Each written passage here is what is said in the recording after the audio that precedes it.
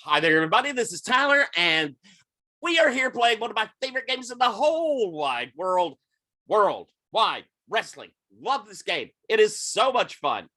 It is a Powered by the Apocalypse game where we are taking on the elements of the wrestlers, and we're using the On the Road supplement, which gives us some backstage stuff, some things between being at the arena, that sort of thing. And we're playing here with the Gauntlet, which is a wonderful, wonderful place. If you like indie gaming, if you like storytelling gaming, even if you like a trad game or two, you can find it with us. We do about 100 sessions a month. We have a zine. We have all sorts of things. We've got a Slack. We have a lovely community that's generous and supportive, and it's just so much fun. If you like gaming, you should find us. You can find us at gauntlet-rpg.com and come take a look. I think you'll enjoy it. We have already gone over our safety tools. Folks at home, use safety tools. Makes your games better. So all our people are aware of that. We got a new wrestler, and folks, hopefully you've watched up till now, so you kind of know some of the returning, but we have a brand new one, and that's super exciting. We're also missing some folks, which WWW is one of the best games for people to dip in, dip out. We've got 4 wrestlers today, so that means we should get lots of stuff done, because less players, more stuff. So with that all set up, I think I've gone through my whole spiels. There's enough of me talking. Why don't we introduce these wrestlers? We're going to go down our character keeper order. So, Chris, introduce yourself. Tell us about your character. Hey, I'm Christine. I use he, him pronouns, and I'll be playing Dr. Retro, the clown gimmick, who is a weird, like, 80s, 90s pop mad scientist type. Generally, he does weird science stuff as part of his gimmick and for some of his matches. And he also, almost always has stuff blow up in his face as the big payoff of whatever the heck he's doing. He doesn't win very often, but he always puts on a good show. Fantastic. Thank you very, very much. Next up, it's our champ. Ferret, introduce yourself and tell us about your character. I am Ferret, the last mustela of wrestling. I use any pronouns, but I am playing Lilith, the first woman of wrestling, whose face claim I forgot to ever mention is Packrat Lon Ven from Legendary Season 1. Is it Packrat from Season 2? I forget. I may have made it from the wrong house, but either way, watch Legendary. It's amazing. But Lilith is an indie darling who broke into intergender and wrestling men as well as women as non-binary. As long as you're in the ring, she'll wrestle you, and she'll probably beat you, as has been proven again and again and again, and it might be getting a bit boring. Let's see. Awesome. Thank you very, very much. Next up, Shane, introduce your character and yourself, please. My name's Shane. I use she and her pronouns, and I'm playing Jefferson Inferno. He is the top manager at this point, you would have to say, in the company. His client, Lilith, the first woman of wrestling, took the championship last week. As an advance, I have picked up my second client because I took the get an enforcer advance. So I'm accompanied now by a very large man named Buck Rumford, who is probably pretty useless, but will be traipsing around as my enforcer. I don't trust that Dr. Retro, who I've gotten into a bit of a feud with over the rights to the orange fluid. So Buck is just going to watch my back for me. Ooh, interesting. That's very, very cool. I love seeing manager stable increase. Last but not least, our new player, Greg, introduce yourself. Tell us about your character. Hey everyone, I'm Greg. I use he, him pronouns. I'm playing Fletcher, the Candyman Mars. Fletcher has been picked up by the promotion while they spun up to Milwaukee. He is a local Chicago boy. His family might be related to a certain candy company with that last name. And he is a social media influencer and has been brought on to kind of, bring in the younger crowd here. He's also really bad at wrestling, really hasn't done all that much of it, but has signed the papers and got the signing bonus and is here to have a good time. Woohoo! All righty. Well, since you're starting in here, we need to set up a little heat. So, Yeah. first off, anybody who is a heel may take a point of heat with the Candyman, and the Candyman, you may take heat with both Lilith and Jefferson. And why don't you? We've got 3 people. Let's get 3 questions on the table then from you. Okay. I think it's really obvious. Who is jealous of my rapid rise? Ooh. I'm already in here doing the wrestling with 0 experience. All about a pretty face. Anybody want that one? I mean, you really are stepping on the doc's toes with this sort of comedy gimmick you've got going with the candy. Like, I've got merch I've got to sell, and you're just throwing that candy around like nothing. Yeah, I actually took the note that your merch game is just, it's weak, man. Oh, I've been doing the merch game since I was 14. Like, no, you've had people do your merch game since you were 14. ooh, I see a little heat coming out. Woo-hoo. All right, your second question. Oh, hey.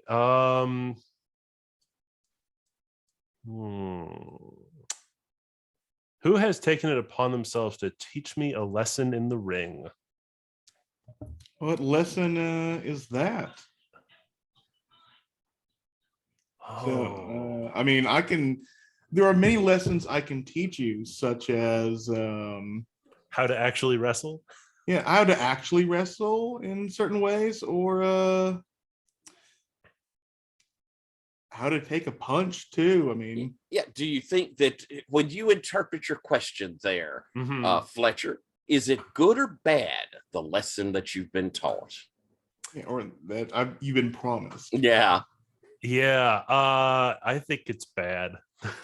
Okay, then I think I'm going to teach you, the lesson I'm going to teach you is that nepotism doesn't matter. Yeah, I think that's good.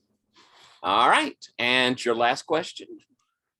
Oh, let's see. I mean, it would be interesting if Jefferson took me under their wing. Interesting, yes. Who has taken me under their wing? And the other one is, who did I debut with? Which I don't know if that works with the manager playbook. Yeah, I like the idea that we've both gotten into the business around the same time, because I'm quite new as well. And I'm probably just in your ear talking about how much better you'd be as a heel. And I am fully incompetent for this role, but I have taken you under my wing. I love that. That is because here's 2 people who are talking about the business who might know the least about the business. Wonderful. And how about Greg, pick one of these people to ask you a heat question back. It can be any one of the 3 of them. Does anyone have a heat question they're dying to ask? I have technically asked all mine. I would Okay. recommend picking Dr. Retro or Jefferson instead. Okay. I will go with Dr. Retro. I'm interested in exploring a little more heat with my fellow face. Okay. You're muted, my love. Oh, yeah, you're muted. Sorry, that's me. Let me look at these heat questions again, because it's been a while. Let's see. And feel free to pull one off a playbook elsewhere if you need, or come up with one. Let's see. I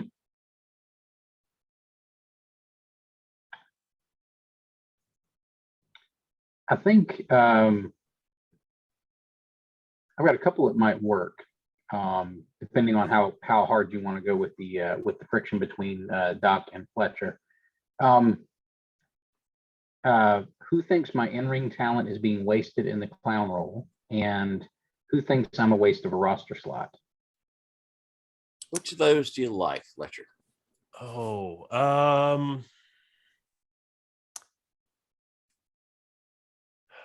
how long has Dr. Retro been wrestling? A long time, right? Not super long, but like longer than you. He doesn't have quite the pedigree of like Lilith or our veteran, but like he's Okay. been at it for a respectable number of years. Like, you know, you're looking at probably between 6 and 8. Yeah, I'll go for the who thinks your talent is being wasted in the ring, in the clown role. I think do you have a gimmick before you were Dr. Retro? This one was the first one that actually stuck. The previous one was just like your standard, like your standard jobber type. Like, you didn't. I mean, this is the only successful gimmick I think he's really had. Okay, because he was just a jobber. Well, you tagged with Perk. Well, I know, but like I think that was as the guy who took the beating and made the hot tag to Perk. Yeah, like, that was right. Yeah, I think was- because I do think Fletcher has been a long time fan of wrestling. Like he's never like actually done it, but he's been a fan for a long time, much to the chagrin of his parents probably. So I think Candyman might be like the one fan of you when you were a jobber in a with Percolator, and really thinks that like this Dr. Ret, it's just not you. It feels so forced. I have a bachelor's of science in chemistry. Yeah, but it just doesn't read.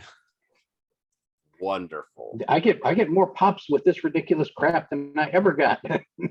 actually Taking a whooping. trying to work it in the ring. Yes. That, as you know, the only decent pop I ever got before this was like that one time I made the hot tag to Percolator to let him come in and beat up somebody he was in a feud in. Like, that's as far as it went. So, does anyone have an injury? It does not look like it. So none of our injury moves are in effect. Yes.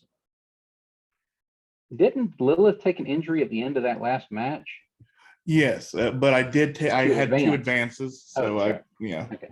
Got it Okay. jumped. All right. So we are leaving Milwaukee. Perhaps sadly, Milwaukee, a lovely town. Folks from Milwaukee, you should watch more of my videos. You're taking a long road trip from Milwaukee to Tacoma, Washington.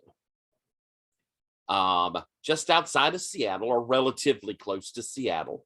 And at the same time, there's also a big WWE event that's going to be a pay-per-view that's going to be in Seattle.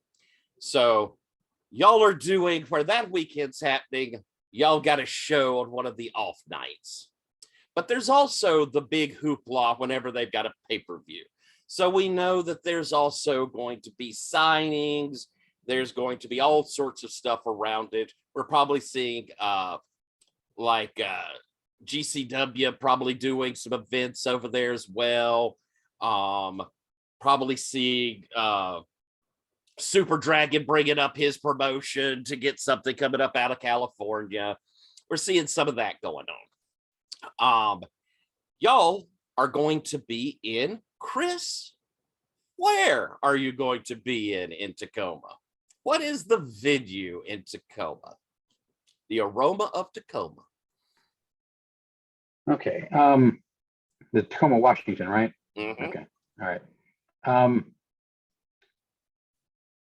I think we're in the I'm just gonna make this up. I think we're in what used to be like an arena for like private, specific performances designed for like the timber company employees, and it's like the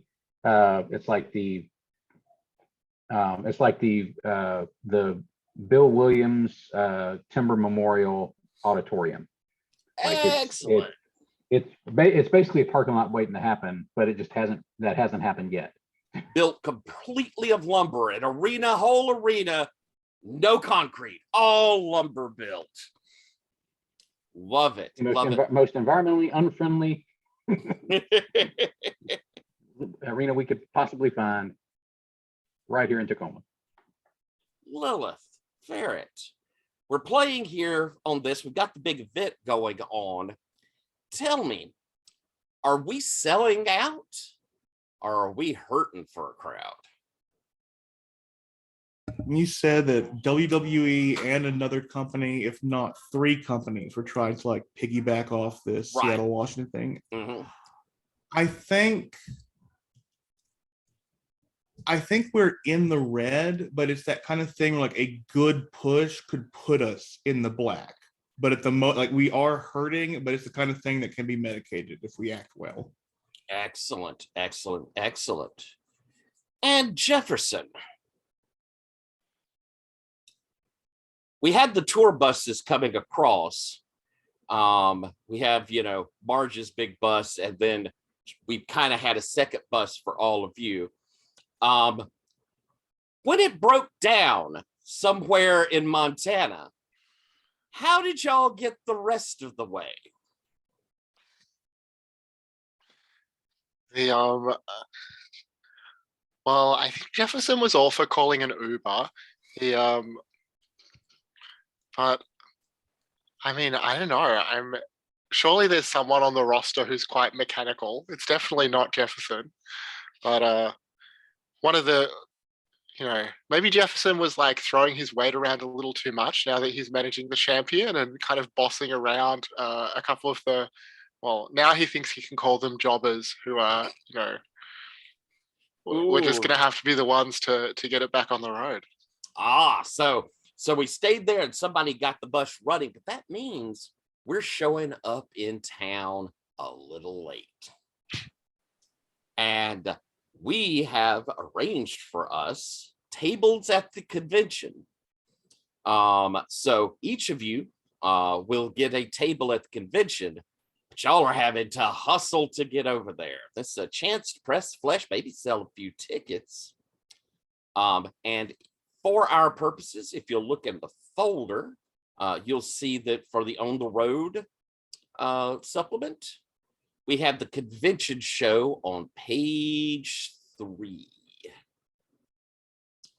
There's a move called with special guest. And this is a chance to kind of use your talents, your notoriety to get out there, make a little money, get a little notice, and at the same time go through the sometimes humiliation of dealing with a convention crowd. So as you're heading in, our general manager, Marge the Mountain McKinley, is going to come up to you, Fletcher, and say, Kid, I have to admit that I didn't get you a table. To be honest, most folks don't really know you yet. So I planned for you to be there at my table with me. And we're going to put up, I've got some posters for you behind it. We're going to talk all about how you're the new big thing in wrestling. We'll play off of your influencing ye thing. Yeah, okay. That sounds lovely. I've already got a couple TikToks out there, and there should be a crowd pretty soon. TikTok. What is that? Oh, it's here. Let's do one. And so you do a little video with her real quick for TikTok? Yeah, I think we do a little TikTok dance thing, and I teach Marge like some moves, and she is awkward, but game. As she see, I love these interwebs.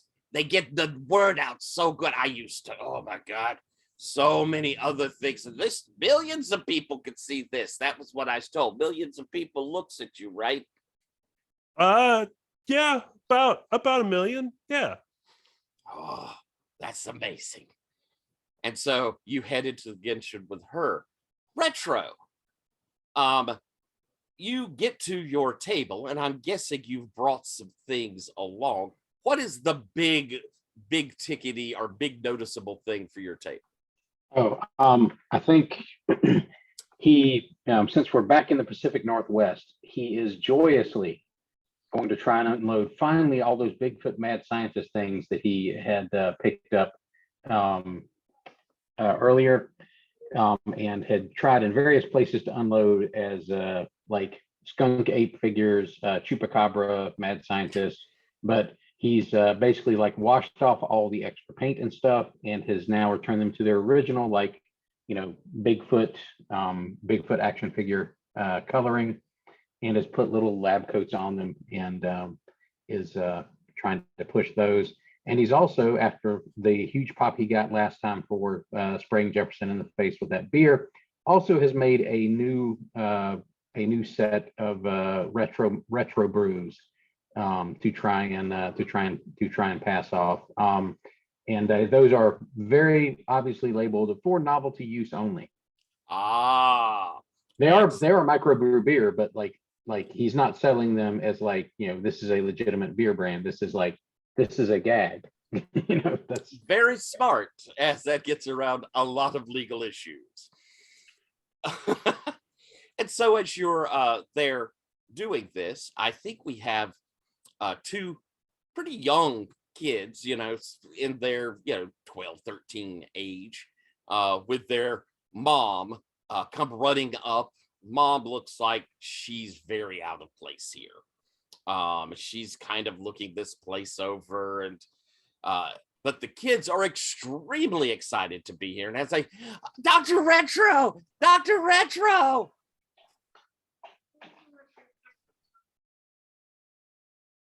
Hold on just a second. Okay. Okay, sorry about that. That one of those run-ins I mentioned earlier. So I think the doc is in his full mad science gear. He's got the goggles sort of cockeyed, like one on, one off, but like on his head, like he's just been through a really bad mad science experiment. I said, "Welcome to the convention, kids. We are here putting on a show again for you guys here in Tacoma. And you can see I've got all of the stuff you'll need." And he's got his little, like the Dr. Retro, like little cardboard fold outs. He's got the Bigfoot mad scientist action figures. He sort of like pushes the beer a little bit further back on the table, and sort of pushes the like action figures and fold outs and like postery stuff towards the front. They will definitely want an autograph photo, and begin bugging Mom for the action figure. As one of them says, "Dr. Retro, are you finally going to be able to beat up that evil Jefferson Inferno?" Oh, we're going to try, but we have to proceed with the proper legal formalities regarding the licensing of my secret formula, and that's a big legal issue that we're going to have to take on, I think, this week. Keep your eyes open, kids. He's a big baddie. He definitely is. Why don't we have you roll with special guests, if you're willing to trade off your legacy here, and it sounds like you were, to earn a little cash. I mean, that's literally my job. Roll with work. Okay. Oh, by the way, everybody would have reset their momentum. Those of you at 4 will have 2. I believe everybody else probably going with 1, but you can check that playbook to see for sure.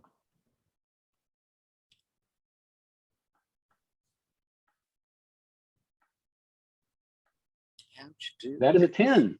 Oh, fantastic. So you get to choose 3. The event leaves you feeling good. You don't give away something valuable, a secret, an heirloom, your dignity. You earn enough not to have to do this again very soon. You catch wind of a beneficial booking. or you take +1 momentum. Explain how the event invigorated you. I think I I don't give away something valuable at this stage because most of my stuff is already designed to market to kids, so that's super appropriate. And let's see, I earn enough to not have to do this again soon. Good. They'll be happy at home about that. And I'll take an extra momentum because that's always good to have when we get into the show.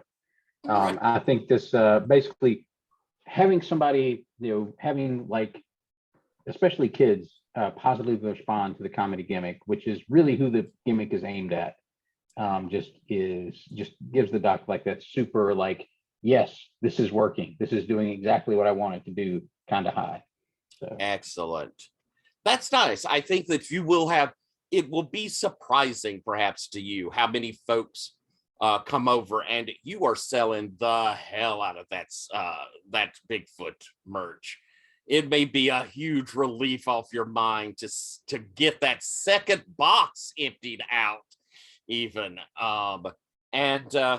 This has been a good convention for you. We might come back though with something here in a moment for you. Fletcher, I do want to ask you, what are you an influencer from? What is your kind of thing you're known for online? Fletcher is I think his channel is about candy, cars, and Cabernet. So he's sort of like a party boy aesthetic, at least online. And is all about living a fast life kind of thing. Excellent. Sugar infused life. All right, then. Lilith, we come to your table.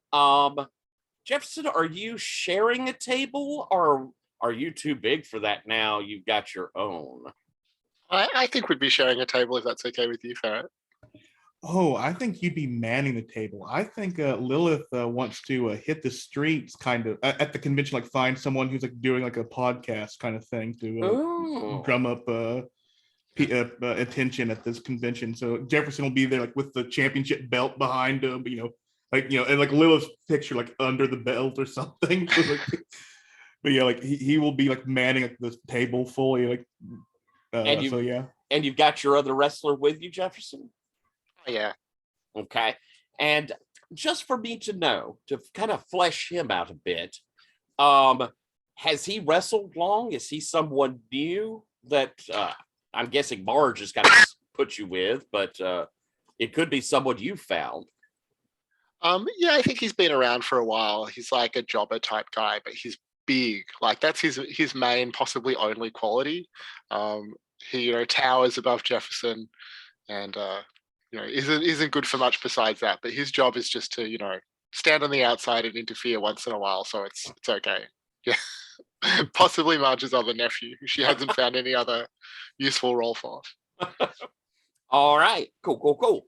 Then I'll come back to you, Lilith. So you're planning to circulate a little bit around the convention. Are you going to spend a little time at the table signing autographs, or not taking? Oh yeah, she's looking like just for like a podcast to like crash with her indie cred, and then she'll work the table. Yeah.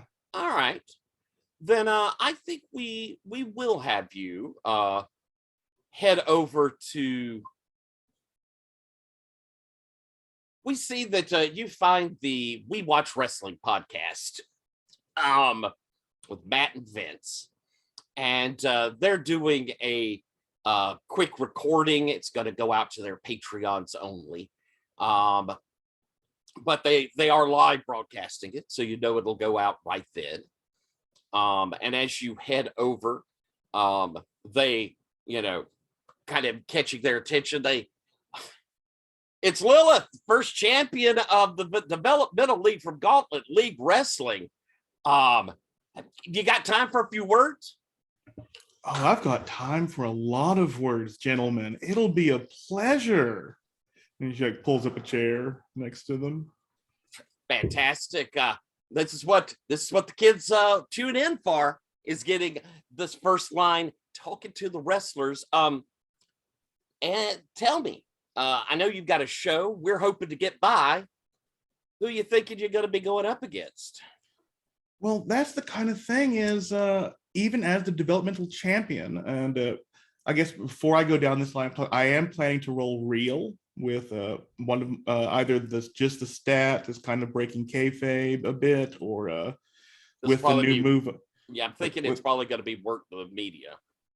Yeah, but like hit the streets, but with real kind of thing. If that's, I got you. Yeah, but if that's because I will be breaking kayfabe with this line. Is that okay with everyone, or at this level of a? Okay, so she I don't know who I'll be wrestling. Even as the developmental champion, they have not told me my next match. Which, okay, I'm sorry, guys. Can I be honest with you? With Always. Everyone, I thought that I was going to get to know real wrestling history, real wrestling experiences, real wrestling wonders outside the indie circuit when I joined Gauntlet League Wrestling, and especially Marge. I mean, some people you can see me, like, I didn't grow up idolizing Naomi Campbell. I didn't want the Naomi Campbell walk. I didn't want to be Beyonce and leaving my friends behind. Like, I care for my Kellys, I care for my Michelles.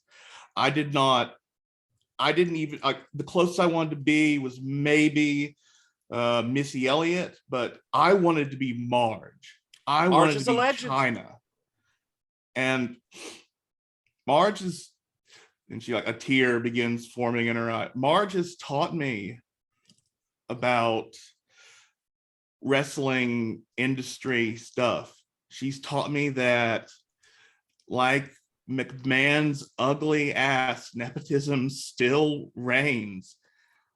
I am the developmental champion. I have won every match except for one against death itself. And I am being treated like a woman in any other form of job, any other, like this. I am going to throw down a challenge to Marge herself. I am going to wrestle Marge because we have real beef. We have real trauma between us. And the difference between WWE, the difference between GLW, the difference between every wrestling show in the 100-mile radius around this convention is that if you go to Gauntlet League Wrestling, you're going to see a real dramatic event with real emotions behind it, the acting. You want to see two people who want to hurt each other come and see a real fight. And they're both kind of taken aback a little bit. And let's see that roll. Is this social media presence? No, this is Hit the Streets. Okay. There's a 9, and I will boost it. I can't spin momentum on things, can I? No, not with this. Gotcha. So that's a 9. 9. The crowds will come, but you have to either lie about the match you're in, or you have to debase yourself to impress them, gain a momentum. Oh, I lied. I told them I'm fighting Marge. All right. And yeah, that I don't know how likely that is. As as Matt goes, isn't Marge like 65 years old? Are you sure it's safe for her to be in the ring? I think she chuckles, like, I don't know if it's safe for me to be in the ring with her. As I said, this isn't WWE. This isn't She Who Won't Be Named. Marge is a train. Well, you've heard it here. That I got to tell you, I'm going to be there at the auditorium to see this. Marge the Mountain returning to the ring against the First Lady of Wrestling. I'll tell you, kids, if you're hearing this, go out and see it. This is going to be a hell of a match. And all my autographs today are pro bono. Any whatever money I would have made off them, and she'll name some charity, and then leave to go to the table. They get back to talking as you head off. Jefferson, you're there, manning Lilith's table. You got your own stuff there as well, and you've got a little bit of a line coming up. They're buying some merch, and you're doing your autograph signing at the moment. When you hear a familiar voice. What was the name of your partner? I think it was Carl. I think it was. Surprise! Carl!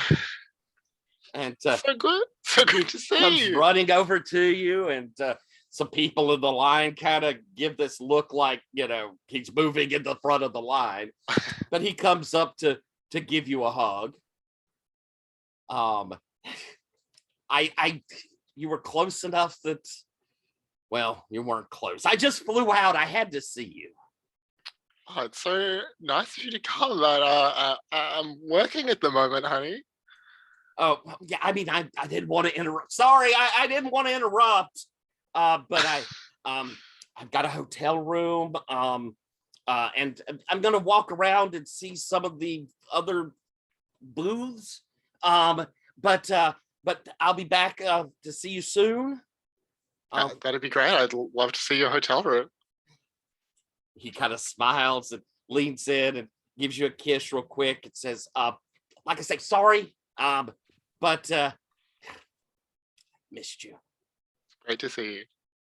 And as he moves off, the line starts coming up there, and you get this kind of burly looking guy who says, I've been watching you managing that Lilith. She's really something. She gonna be coming back to sign autographs soon? Yeah, I'm sure she'll be back any minute. Don't you worry about that. If I get an autograph from you, can I get back to the front of the line to get one from her? I mean, I've already stood in the line here. Yeah. Well, I mean, I'm thinking about whether to cut a promo or not. See, this is what I've heard about Tacoma, Washington, that people around here don't really understand the concept of manners. You don't get to jump the line just because you get an autograph from the greatest manager in this company. You will go back and line up just like everybody else, sir. Oh, I love it. Yeah, let's have you. I think that this fits for me as a hit the streets. Okay. So I'm roll on my most appropriate stat. And this sounds like look. Okay. Well, that's my best stat, so I'm obviously happy with that. I mean, you're pulling out the gimmick here, so. All right.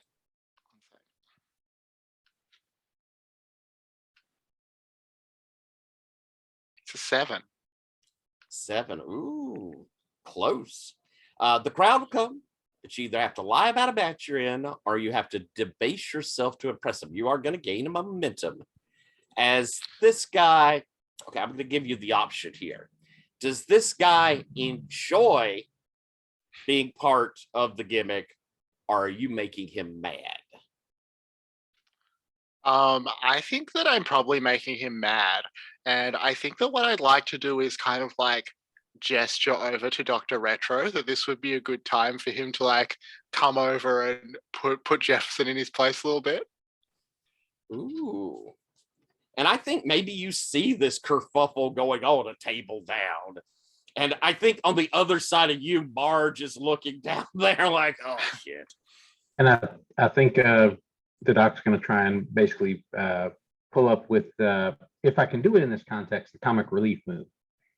Ooh. Just basically, the doc has one of our like gimmick like seltzer water sprayers, and like he he will step over and say, "Excuse me for a minute, but sometimes we have to remind Jefferson what our business is. Hold on, bad Jefferson." And it's like a really ridiculous, ridiculously loud seltzer spray. And it probably gets hopefully a few camera pops and stuff. Excellent. I think comic relief is perfect for this. It says in and out of the ring, so I think this is a perfect use of it. So rolling with reel. Okay, let's see how this goes. I actually do have a decent enough reel, so it's at least +1. So, which oddly enough means you're good at working stiff. It's a weird flex for the clown, but Let's see, that is a total of 8. All right, you're going to get to pick one. let's +2 see. momentum. Add or remove a stipulation to a match. Gain a concession you've wanted, or gain +1 heat with someone. I think I'm gonna build up that momentum. I think this is getting people more and more excited for what's going to be the ultimate showdown with me and Jefferson. Like this is sort of lighting that fuse a little bit more. All right. So I suppose, Jefferson, do you think does this count as kind of being debased that you got squirted with the water? Does that seem like that, or are you going to put out a lie? I think that debased me enough. All right. And definitely Jefferson sells it like it was very humiliating that he's dripping and sputtering. And I think we get your flunky, your thug guy come over and get like he's gonna come get Dr. Retro and then get the seltzer in the face, and he's raging against it. The crowd is chanting, "Yep." Candyman's got the video out. And Marge is kind of moved over, sees that this is getting in hand. I think Guy, that was pissed at you, kind of seeing this going, he started laughing and he pats Retro on the back. He doesn't buy an autograph though.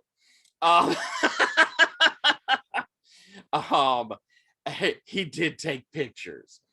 And as the crowd sort of splits out, I think Marge will kind of come by to you, Retro, and good job. Nicely done, Ret. And Jefferson, we'll have more business with you when Lilith gets back to the table. And then, of course, we've got perhaps a chance to speak with your significant other as a bit of backstage work. Fletcher,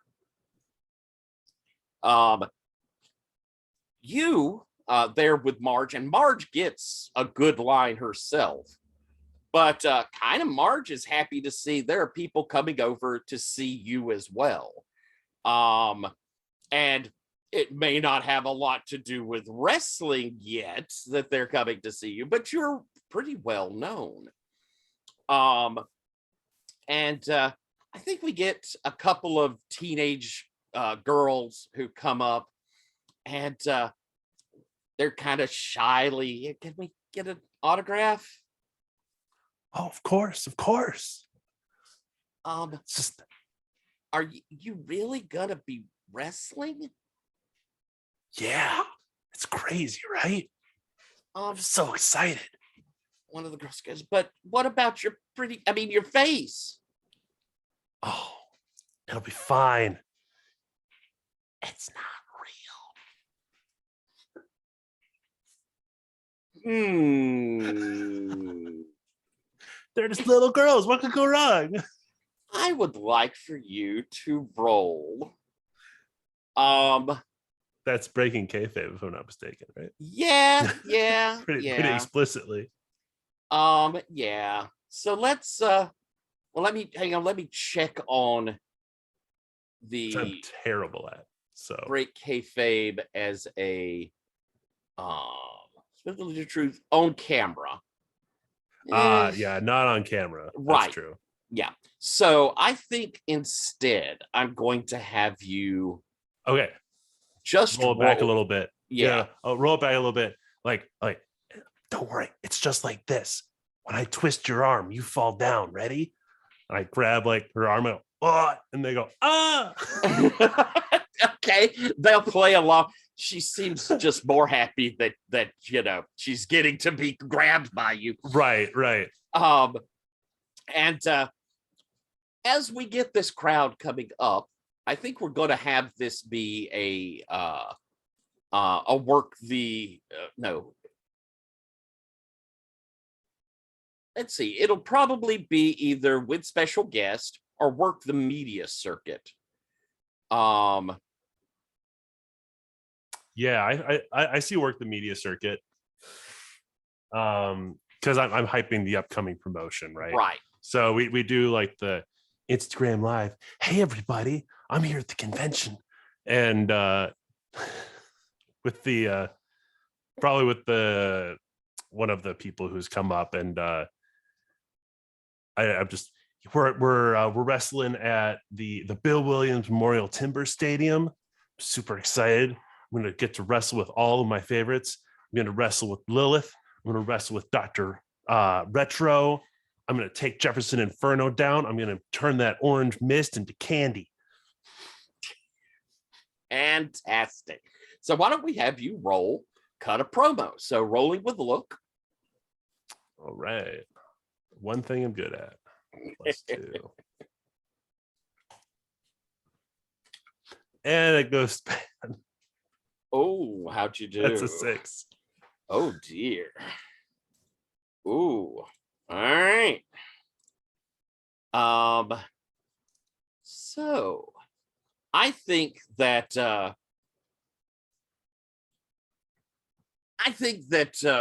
when you were kind of doing that fake bit of wrestling, and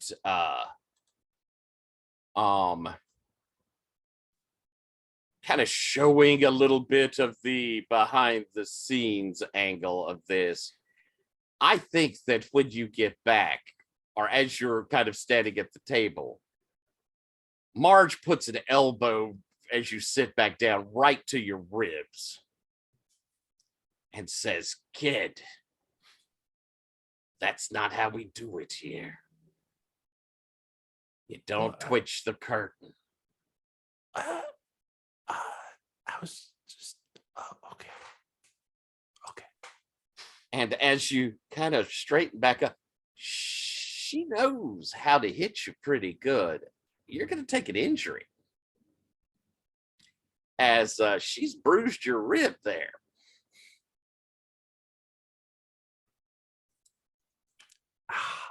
And it's like pulls it up just a little, pulls up the shirt just a little bit, and you see the bruise. Oh. You're going to have to toughen up, kid. That's the least of what's going to happen this weekend. I hope that fancy trade camp you went to has taught you how to take a fall. It looks like a fruit roll up.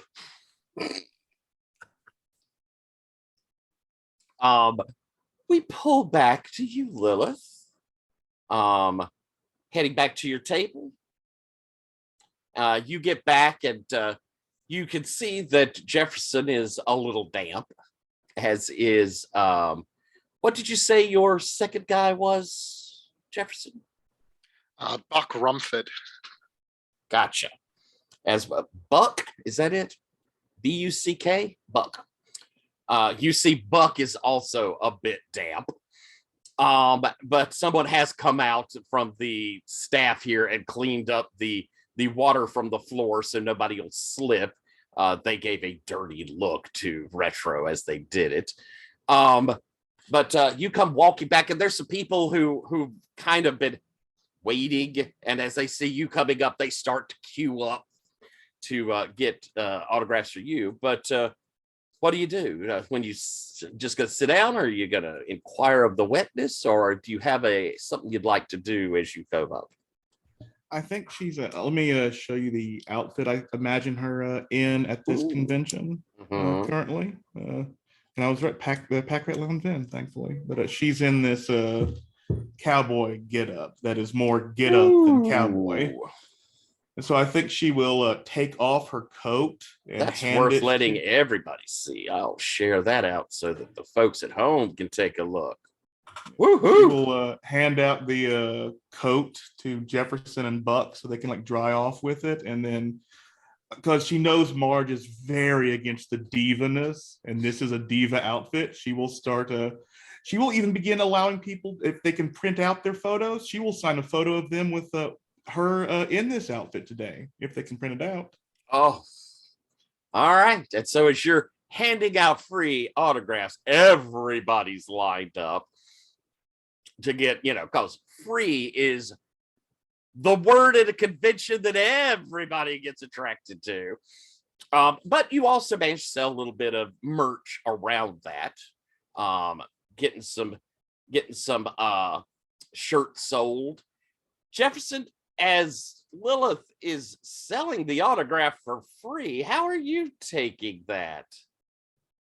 Yeah, I mean, I'm definitely like whispering in her ear about how I don't think we're really supposed to be giving stuff away today. And she'll we'll make up for it in merch. And I think she's like pushing like her old indie DVDs, like the few luchador underground wrestling matches she has like access to or whatever. Like she has like the rights to sell, and so she's trying to but she will not make Jefferson sell his autograph for free, neither Buck. So I think it's just Lilith's that are going for free, but to charity supposedly. Supposedly. Yeah. I think Jefferson threatens that he will sign the DVDs unless they pay extra. I think that's a fairly cool little work there, and there'll be people that of course will not pay the extra so they can get your autograph, and we've got a bit of that going on. Do you think, Lilith, you're not really playing for money here. You've already kind of gone out there and done a little of the media circuit. Anything else you're wanting to manage here at the table? I think she is there is like trying to get money, but it's not this is again not for her. Mm-hmm. I would like to try to do like the role work to see if I can get any money I can sling or send to Retro's way after this. Let's do a little special guest then. So rolling for work. That is flat. Let's see how badly this goes. Oh, just enough. That is a 7. All right. So you're going to get to choose one of the event leaves you feeling good. The obvious thing is there that you might not. I might have to do something that would make you feel less good if you don't choose that one. You don't give away something valuable again. Oh no! I'm going to earn enough to not have to do this again soon. I think like the merch, like enough people come by for the free signatures that we sell enough merch. But I think the thing is that this is going to be the first time Lilith's husband is going to be against this, because he's always supported her as she's her persona. This diva thing is also against his wishes, and he's going to see pictures of his wife in a diva outfit cuddling up to fans for free autographs. I think you get a text across. I think people are putting it, he follows enough of your social stuff that when Twitter and Facebook are starting to show these, you get a text going, honey, what's up with this outfit and all these people pawing you? This isn't your usual thing. Ooh, and I think no, she would not lie to her husband as much as Ferret would lie to her husband for her. But I think I think that is like she will take, like when she gets that text, she will sort of like start clamming up, like get her jacket back from Jefferson, like actually tie it this time, and try to do you got the rest of this, like sign enough pictures to hand out have a stack. It's like I've got to go. I think the last text probably is the one that will hit the hardest. What's your daughter's name? Oh, my daughter's name is let's see. My son was, let's see, husband was Demetrius, son Demetrius. was Rodney, daughter is let's say Serena. Serena. All right. He says, the text that comes back, you need to give Serena a call as soon as you can. I've explained it's just acting, but well, and that's where it trails off. Not the ellipses. All right. So convention gone fairly well, it seems like here. Everybody gets to head back, but Jefferson, you meet up with Carl, and are you, when you meet up, have you changed? Have you tried to go on a little low key? Are you still in your full Jefferson Inferno drag? Yeah, I mean, I think that when we were leaving, I would have, changed out of my slightly damp suit and, chucked on a Lilith t-shirt or something, or maybe even a Dr. Retro t-shirt, whatever is lying around, whatever's available. Excellent. So he comes up and he's, kind of excited. This is a lot of fun. I mean, I do you know that Ric Flair was over there? He went whoo at me. You saw Ric Flair? That's amazing. I'm He glad you're having a good time. he's really old. Yeah, I guess that's true. And there was a whole line getting your autograph. That's awesome, honey. Yeah, I mean, I think this is going pretty well for me. I think I'm pretty good at it. He puts his arm around, into yours. I'm getting to walk through this place with a star. Well, I don't know about Star yet, but maybe one day.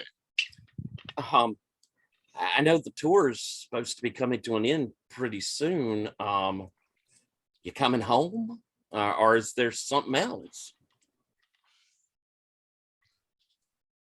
What will he say? Yeah, I mean, I guess I don't really know exactly. At the end of the tour, some of us might get called up to the main company. I haven't heard yet from Marge what she's thinking, but I really hope we'll get to spend some time together, some good time together real soon. Are you getting along well with management? Are you thinking this could be a big offer? I guess it's been a little bumpy, but I think that Marge, sees what I bring to the table. How could she not? You are nothing but charming. He's definitely like looking around to make sure Marge isn't listening as he says this. If you get called up to the main roster, that's means moving to Gauntlet City. Well, what would you think about moving to Gauntlet City? I mostly do remote work now. It wouldn't make a huge difference if I want to support you if this is what you want to do. And I've never seen you this excited before. Well, I really appreciate that. And I lean in for a kiss. He kisses you back as some people come running up and, can I get an autograph? Can I get an autograph? And do you sign for them here? You're not getting paid. Some wrestlers are really rude about that. I'm going to sign the autographs mostly to impress Carl rather than to generously provide the autographs. And I think, okay, with that in mind, I think you see him like beaming with pride as the two of you leave. And rather than having to stay at the kind of decrepit Motel 6 or on the bus, he's gotten a nice hotel in Seattle. Nice. And so you have a pleasant evening with your loved one. I think we're going to go ahead and take our first break here. Let me pause our recording. We are back. So we're going to do another little quick round, and this is going to be quick hits. But Dr. Retro, Marge has asked for you to go on a radio show.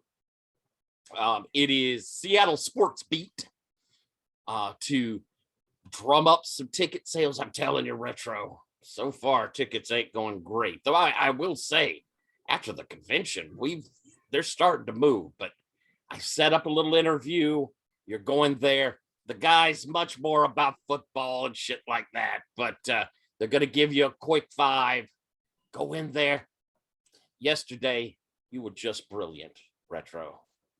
And I appreciate that. I will say radio is not my best business. I'm a sight gag guy. Well, it's My short. act is harder on the radio. That's fine. That's fine. This should be a cream puff here. The guy's he's a pro. He talks to professional football players. He's just going to give you time. Just talk up what's going on. Answer a powder puff question. You'll be great.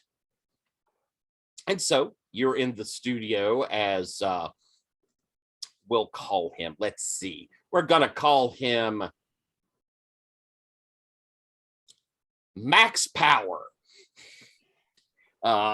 There, as he says, Dr. Retro, I believe is what they call you, right? Fans out there, we've got Dr. Retro, the Gauntlet League Wrestling wrestler. They've got big matches. I imagine all of you are complaining about the traffic here in Seattle because we've got all these wrestling things going on in town right now. But Dr. Retro, we hear you're going to be in the matches tonight. I am, and so is every other big player in Gauntlet League Wrestling. We're going to be there putting on a show for everybody, and I want everybody to know that I plan on making sure that Jefferson Inferno gets what's coming to him tonight. And yeah, my notes here say he's a real baddie. He is trouble. He does not respect trademark, and he does not respect genius. And trademark infringement, we do not approve of that here on the Sports Beat, do we, listeners? And I can appreciate that, Max. I really can. But it's not just going to be me and Jefferson having our spat resolved. There's going to be all sorts of other stuff. You're going to see the first Gauntlet League Wrestling developmental champion, Lilith, the first lady of wrestling. She's going to be on the card tonight. Oh. You're going to get to see a first look at Fletcher Mars, the Candyman. Oh, you're going to get to big see on the internet. Oh yeah, he is. As I understand it, he is a sensation. But you're also going to get to see just every kind of match you could possibly want to see on this kind of card is going to be there. We're going to be putting on a solid show for everybody. There's going to be things on the card for all ages. Everybody's going to love it. So you're saying it's safe for the kiddies to come out and see? It's always safe for the kids at Gauntlet League Wrestling. Well, that's a good thing to hear, folks. Some of these people I hear are hitting each other with light tubes, and others walking around in a half nudity. Gonna get you kiddies. Take them on out to that Gauntlet League Wrestling. Why don't you roll the media roll there? Okay, I haven't rolled that one before. What do I roll with that? All right, work the media. You're cutting a promo. Oh, that's good. That's good for you. I have a look. Okay. It is live, so you will not be able to re-roll your die.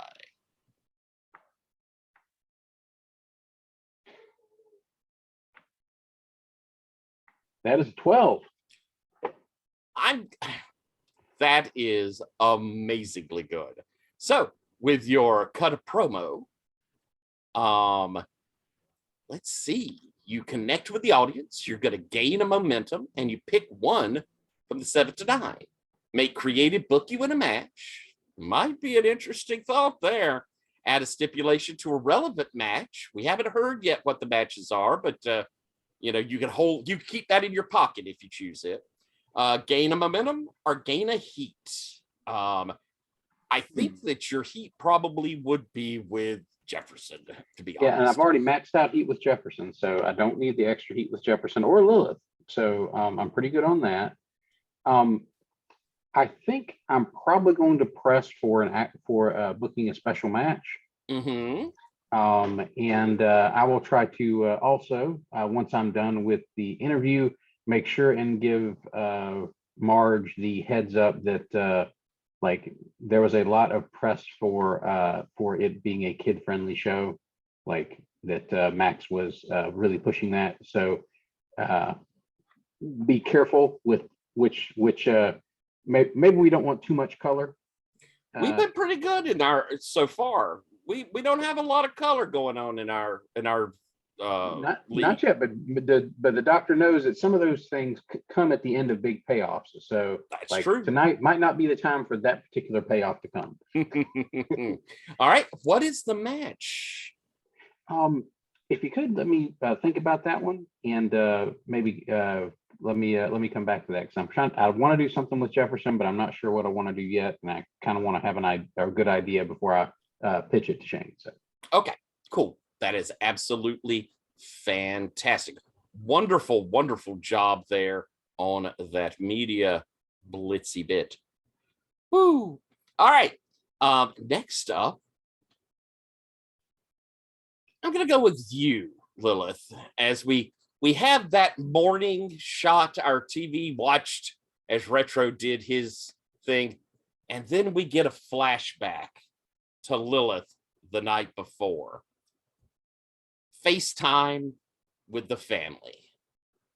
And we're going to use a move we haven't used before because I like it and we should use it.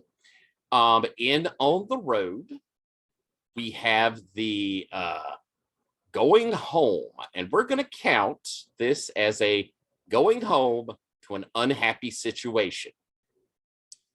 You have the option here to either accept it or set your house in order. You accept it, you're going to gain 2 momentum, as in you kind of, as we have this discussion with the kids and the hubby, your next, you'll get 2 momentum, but your next roll counts as 1 success band lower than usual. And if you botch on your next roll, something happens at home that's as sad as it is inevitable. Ooh, that sounds terrible. If you make changes, however, you're going to roll with power. And we have a little choices in there. You're going to make things a little better, have some positive stuff going on. We have some questions, though, that may pop up here that'll make this a little more complicated. So, are you putting off the trouble, just placating things, or are you trying to set the house in order? I'm trying to set my house in order. All right, then. So, if that's what you're doing, let's roll with power. And I'm trying this because I have an idea for every success band. So let's roll one of my worst stats and see how. Oh, that is a 5. Oh, all right. You tell what are you saying to the kids? This is really for the kid. Your daughter has come in and say, I saw you with all of these guys, like you were dressed really scanty. And I mean, Dad says it's just acting, but I mean, some of the things these guys were saying online. Yeah, I think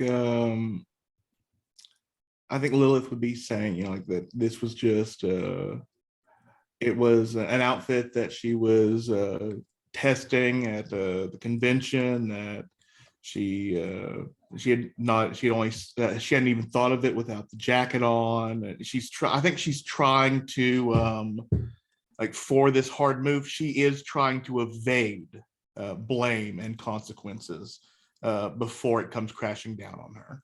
All right. And so, as you kind of saying this to your daughter, and as she gets off the line, your son says, you look kind of slutty, I thought, as he blink and clicks off. And your husband says, "Sweetie, we had a, I've been trying to be as supportive as possible, but this is affecting the kids. Are you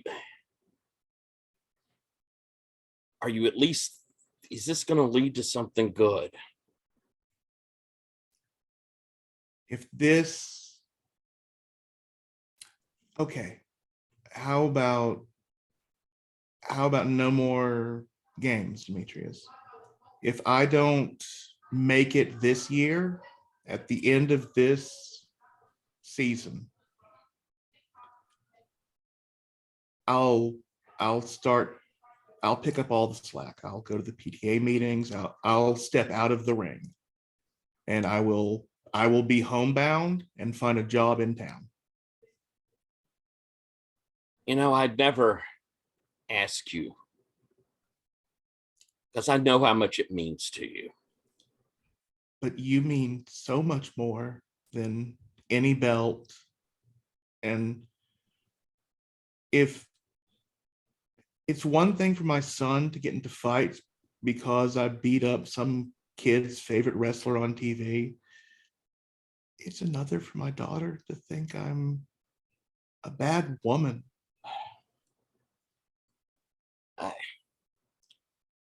I think, sweetie, it's just hard when you're gone this long. I'm either coming home a champion or I'm coming home just a mom. And either way, I will thank you for never giving up on me. They must be impressed with you. They gave you the belt. Well, accessories always look good on me. And again, I think that she's crying, but like where she was crying from that one eye at talking about March, it's like both this time. It's like actual tears. It says, "Well, sweetie, I'm hoping when you get home, well, I always said nothing looks pretty good on you."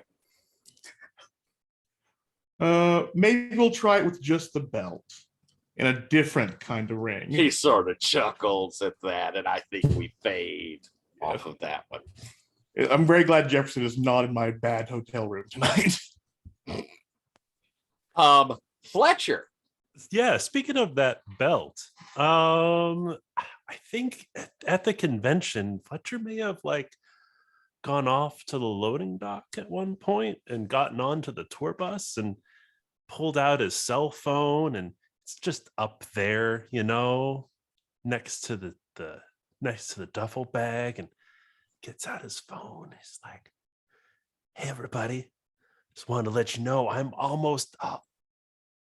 "Oh, shh, not yet.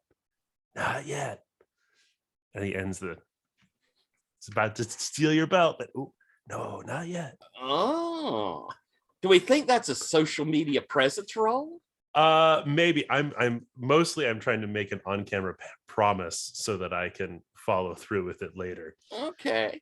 Because I have go a ahead move and for it. Go ahead and count that then. And I think that actually I'm not going to pressure you on this because the tag on this is find something of personally meaningful that you're going to send out. Do you wish to do a social media presence moment? Actually, I was thinking the time to party would be all right. The Candyman would do before the, this is the night before the match the next day, right? Absolutely. Well then, so what is your poison? It's just alcohol. No nose candy for the Candyman. No nose candy for the Candyman. But yeah, I think on camera we see as people are coming up and getting signatures at the convention, to the people he thinks are kind of cool, he's passing them a card. He's like, "I heard about this club in Tacoma. I'll be there tonight. You'll be off the hook." It takes a whole bunch of wrestling fans out, and maybe maybe one or two of the non-player wrestlers come with. I don't know the roster all that well. I think you could guess that. I think it's fair to say that Buck goes out with you, and I could definitely see Gargoyle Lord out there wanting to party a little. That would be amazing. So you're out there partying and getting a little loose as you roll with your lowest stat, which is -2. Woo! So good at the party. Go. Another 5. All right, you're getting 2 negatives. You phone an X. You're caught by an authority figure and booked punitively. You lose control of the situation and lose -heat with someone. The story gets out, lose an audience. You lose track of time. You lose financial discipline, or you get in a fight you can't remember. Take an injury. And I already have 1 injury. You do. Oh. Yeah, okay. I will lose financial discipline. And and that means a lot because Candyman's got the cash to spend, and wakes up with a maxed out credit card. Woo. And I think related to that, did get into a fight that he doesn't completely remember, and I will take that injury. Another injury. 2 injuries. Yeah. Oh, this is why I love playing with Greg. Oh, fantastic. So 2 injuries, and your max is 3. Yeah, yes, and the worst part about it is like the elbow, right? Like Marge very purposely put it in a spot where it won't get seen very easily. This is a shiner. It's just a big black eye. I think, you get in this fight, you get punched. I think that Buck ends up like decking some guy in the bar. You'll have to make a hasty exit so that the cops aren't called on you. It is a hell of a night. Hell of a good night. As you wake up the next morning, a little worse for wear. Some aches, some pains, and a throbbing head. Jefferson, you've had your enjoyable evening. When you get a text on your phone, probably Marge had checked in with you when you didn't come back to to where everybody else was, just to say, hey, just checking in, you all right? Did you let her know where you were? I probably wouldn't have told her where I was, but I would have just said, I'm fine. Don't worry. I'll be back for the show. Excellent. She will have sent this a message this morning. I have an Uber. Where should I pick you up? All right. Well, I give her the address then. Okay. By the way, Fletcher, you had a lot of texts from Marge that you didn't answer last night. So Fletcher or Jefferson, as you come down, got your bag. Carl has given you a big hug and said, I've got tickets. I'll be rooting for you, honey. That's great. I'll be so happy to see you in the front row. And as you come down, you see there is a pretty good sized sedan that this Uber is waiting on you. And as you get in, Marge is sitting in the back seat waiting on you. Oh, hi, Marge. Come on in, Jefferson. All right. Somewhat nervously steps into the car. I just thought we could have a little conversation while we went over to the arena. I always love our little chats. I've been impressed with you. You've really taken to this. That's why I gave you another nephew. Oh, I tell you, I've got nephews galore. All of them huge. I think that you're going to do well for Buck. He needs some guidance. Can't talk a lick. You do well with it. Yeah, I mean, I think Buck will really help the act. In fact, we got one more show after this one on the tour. This is a big one here. A lot of people from all over. Ticket sales are up. Retro out there doing a little bit of the radio. I anticipate we may get a full house. If it goes well tonight, goes well at the next show. Jefferson, I think there might be a place for you at Gauntlet City. He doesn't want to seem too excited, so he, takes this in, lets it digest for him. He says, "Look, I could be interested. I mean, I got a situation. I would have to think about moving, stuff like that. But I'd be interested if there is an offer for me." There's a couple of folks up there that I think, keeping up with the home office that you would work well with. Honestly, Kraken could probably use somebody talking for him. That's the world champ. Whoa, Marge. I mean, I think you're right. Kraken's fantastic, and then he just starts to babble some ideas he has about things that he could do with Kraken. Now, probably mostly not good ideas, but there might be a gem or two in there. Now, I gotta say, I don't think Lilith's gonna get the call. But she's doing so well. Did you see the queue for her autograph yesterday?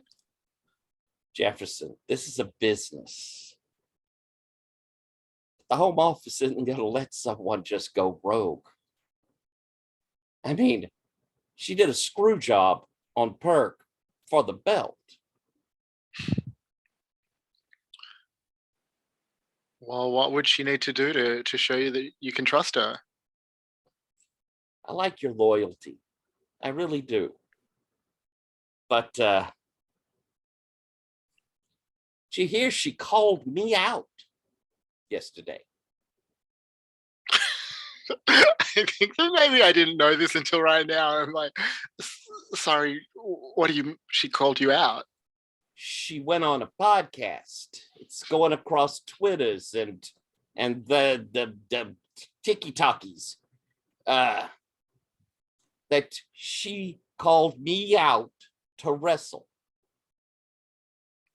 I mean, I'm sure she was just trying to sell tickets. She was trying to spit in my face, Jefferson, is what she was doing. Yeah.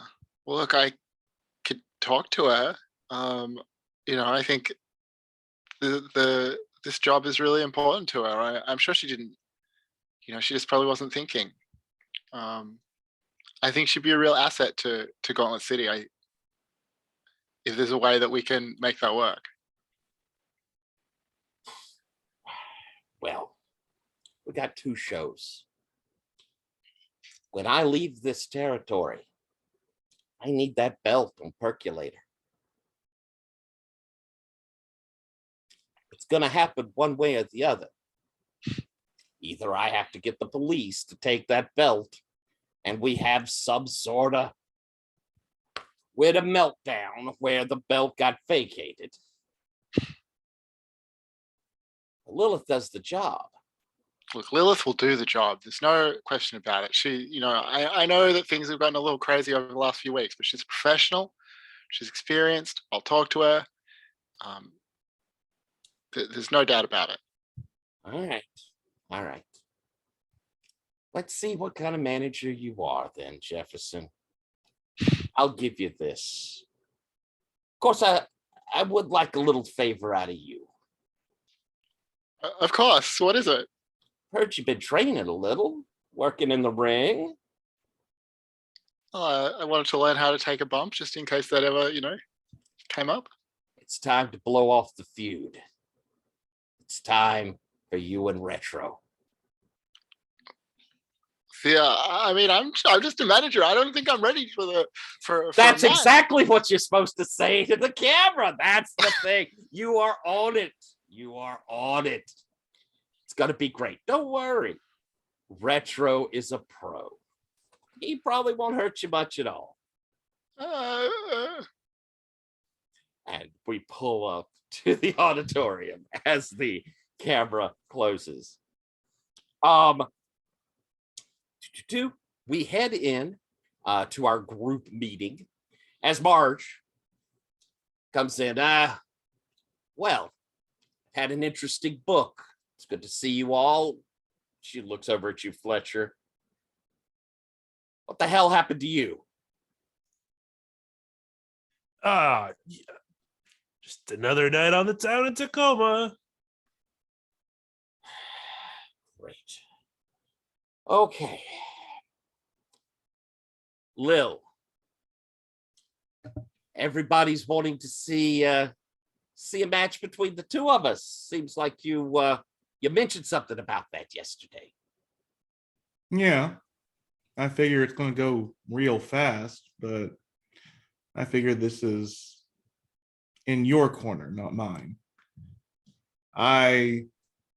Marge, let's be honest, I shouldn't have this belt. She looks at Fletcher. I don't want to give it up to Percolator. But maybe tonight I end up not having it. Or maybe I listen to what you want to do. I think we're going to give the fans what they want. But I will admit, I'm a little rusty. So I figured maybe you and Buck with Jefferson there against me and Fletcher. How about you and Fletcher versus me? Buck needs to watch out for Jefferson depending on how well his match goes, right? All right. I could deal with that. I could deal with that. Retro. It's finally come down to it. We're gonna get that Jefferson match. Any ideas? I think I have an idea, Marge, and I think it's gonna pay off with what we've been building to.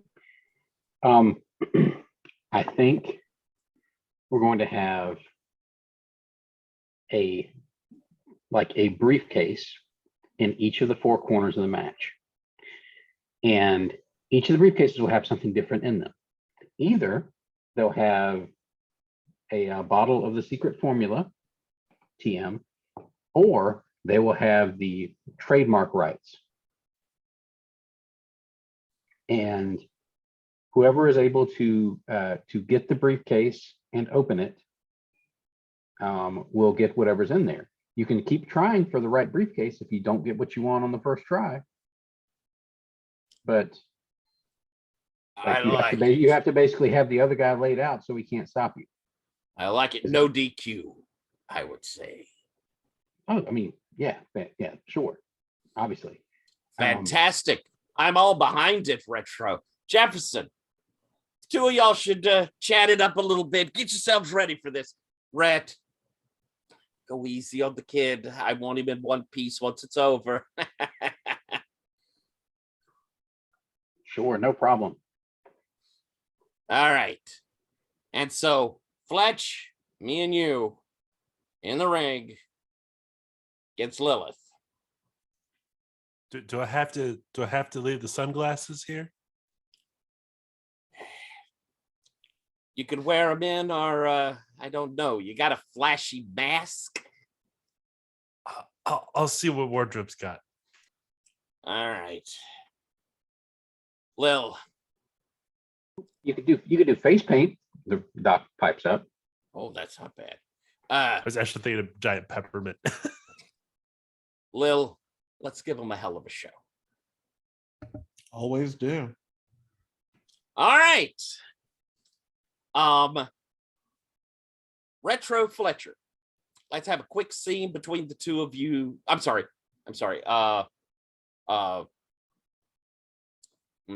Let's do Jefferson and Lilith. Quick scene between you. Yeah, I think like this. Lilith. Like, yeah, go on. Margie's pissed at you. You need Of course. to watch yourself. Of course, she's pissed at me. I've been acting a fool. You knew that you were making Marge mad? Yeah, kid. I said she's a circus bear. I've just been playing the tune she's been dancing to. Yeah, I mean, that circus bear is going to decide if you got a job after next week. I know. That's why I'm playing. Okay. I put my pride before a lot of shit. And honestly, I drug you into some shit you shouldn't have been in. This is, I mean, you're good. And honestly, if only one of us gets called up after this and it's you, then I've done what I needed to do. I've gotten someone that needs to get in this gig, and I think she puts her hand on Jefferson's shoulder and grins. Like, never thought a skinny white gay boy would be my legacy, but you're quite a legacy, kid. It's funny that you say that, because that's exactly what Marge said to me in the car before, that she expects me to get called up and you not. You're loyal, kid. God, you're too good for this shit. That's why if I have to give up my belt to get you up there, I'll do it. Let's make you a star, Jefferson. Let's fuck Dante. It's Jefferson's Inferno now. And we'll close off of that as Retro. Actually, I'm gonna book different. I'm gonna have that Retro and Inferno match as our big grand finale. That seems like that's a feud ender. That seems a good idea. So Fletcher, why don't you give us a promo for the match ahead? Sure. So I think so Fletcher is like in the gym that they've set up. And it's because this is like set up with like all the logs and stuff, and it's like timber, so it's like wood discs instead of dumbbells, right? It's very like lumberjacky, and he's decided to just kind of own the black eye, and some folks say that I'm not ready for this wrestling match, that I'm too young, that I'm too inexperienced. But they're wrong. I've got the most experienced, got the best wrestler in history on my side. That's right, folks. Tonight, I'm wrestling with Marge the Mountain. That's right. Whew. Whew. And I'm going up against the First Lady Wrestling. It's the Candyman. It's the Candyman's time. Fantastic. Let's roll that promo. Let's look. Yep.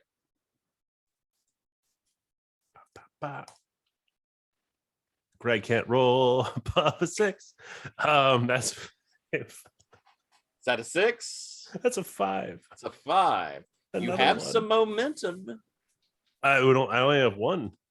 Only bring me up to a 6. All right. I think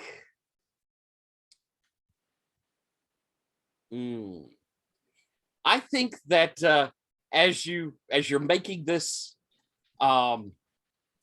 this big promo, it does, it's not a horrible promo. In fact, the promo itself goes over real well. But as you're heading out, you catch your foot and kind of scuff your boot. Without realizing it, you've also dislodged the heel of your boot. And so you're going to have a -1 forward on your first wrestling move. I love it. Lilith, your promo going into this big match. First, I think I need to do the top Yep, of the card. let's do your top of the card. Because this, I get to roll my look. I cannot switch out my manager's look for this. Not on this one. That Ooh. is a 4, which has already happened if I let that stand. So I think I'm going to have to, I have all this momentum. I'm going to spend 3 of my 5 to push that to a 7. All right. You could have a match set up later, or you could call out someone on the roster to explain themselves, gaining a heat with them, and one, or you could gain 1 momentum. I'm going to call out the Candyman to gain 1 heat on him at the top of the card. Nice. And I think it literally just is like we see. I had this little scene of Jefferson setting up like this FaceTime thing for Lilith. It kicks in, and it's June Jambalaya, the first drag queen out from Drag Race season 14, and it's like June, dear, I'm going up against the Candyman. Could you do it, please? And like the drag queen kind of like plays off like it's like I'm not a one-trick pony. I can do more. It's like, please. And she pulls out this candy bar, unwraps it. It's chocolate. And then like takes a bite of it. And I was like, yeah, come on, Willy Wonka. Let's get something real going on here. And then, excellent. I think the promo itself for this, after calling him out, if Jefferson is fine, I want to see like a Jefferson's like in his like normal kind of apocalyptic lawyer suit kind of thing for this, but like it's purple to reference Willy Wonka. And he's like we have these because we have these kids going through like this like bags of candy, and then at I think at the like they keep like unwrapping it, looking for something, throwing it away, unwrapping it, looking for something, throwing it away. They're not eating, and it's all like Mars candy. It's all Mars brand stuff, and then like Jefferson will like sell whatever speech he wants to give during this about the match going on, like the 2v1. Even though like Marge, the mountain is more impressive than the Candyman. Even though she does need help, let's see how this goes, kind of stuff. And then finally, Lilith will look back at the kids. They've unwrapped all the candy. She's like, did you find it? And all the kids look sad and they shake their head. There's nothing interesting, fun, or imaginative here. Perfect. All right. Rolling that promo.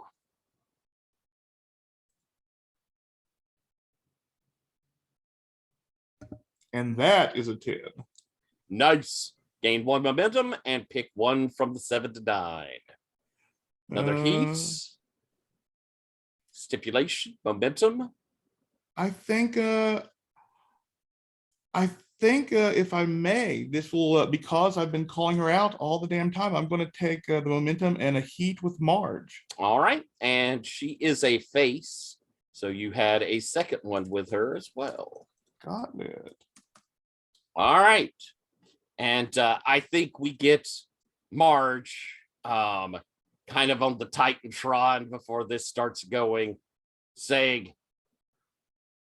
I have retired a long time ago, but sometimes a warrior has to answer the call.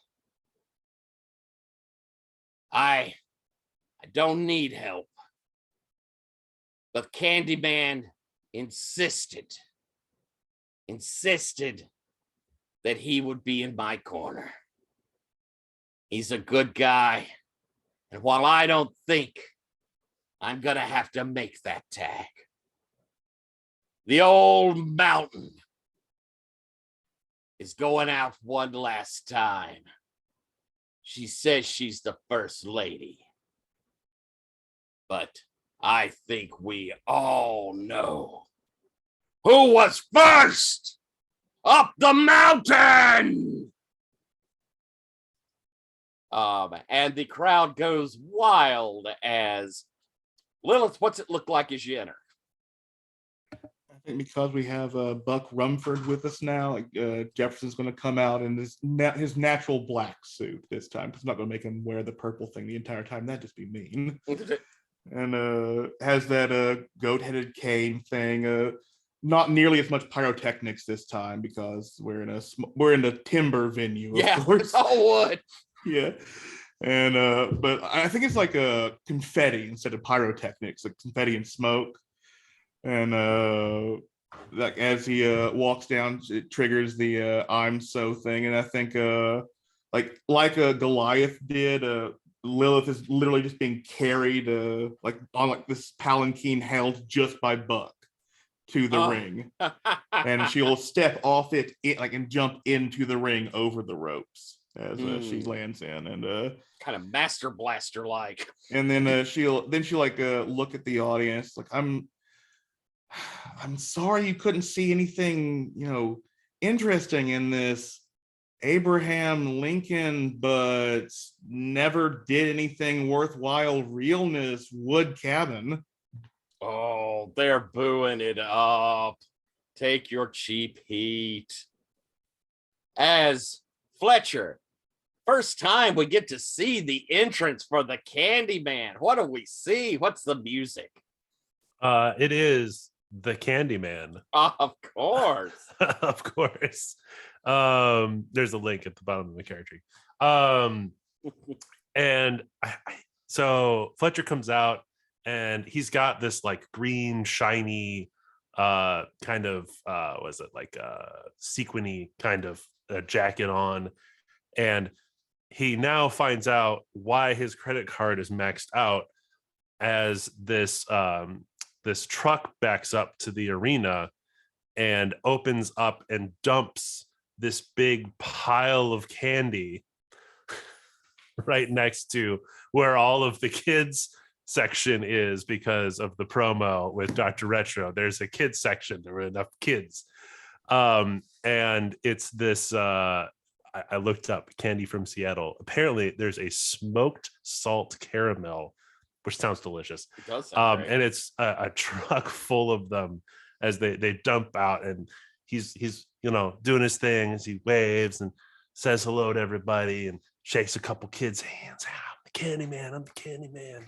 Definitely take a cheap heat from that because they are loving it. And I will say, in my time in Seattle, chocolate was excellent there. I did get some awesome chocolate there. And then we hear this sort of rumble, almost like an earthquakey sort of sound. And we get lightning strike pops coming down from either side of the Titantron, as across the top of it, we see this massive mountain rise up across the screen. And then you hear Night on Bald Mountain begin to play, as out from the back comes Marge the Mountain McKinley. She wears the Andre the Giant one strapped sort of singlet over, holding it a pretty massive bulk. Marge was more muscular back in the day. She's a little more bulky now. But still pretty damn impressive at about 6'4", and she's easily toting around about 325. As she comes in and the fans go batshit. They are just, no one expected to see this as she comes in waving to everyone, and as she gets up to the ring, she lifts her finger up, points over at you, Lilith, And then, brrr, and as she lifts up, we get that rumbling sound as though the avalanche has come. And we get one more big pop of the confetti cannons. Chris, you're on the table. Who are you? I think I'm just a local radio personality that has been called in to kind of add some color, and it's basically Jimmy the Mouth. That's just what they call him. And he comes in. He's got one of his T-shirts on, but he's also got like a baseball cap of Gauntlet League Wrestling, and said, "Ladies and gentlemen, Jimmy the Mouth here, and I am here to show you the wonderful show they've got for you tonight. We've got a huge match starting us off, literally huge, because we've got a freaking mountain in the ring. It's Marge the Mountain. She's huge. I think I said that. She's huge. And we've got the First Lady of Wrestling on the other side, and we've got the Candyman, who literally just delivered, I think, a quarter ton of candy to these children here. I believe all of whom are going to need insulin shots later. But it is going to be a fabulous match. Y'all are going to love it. All right.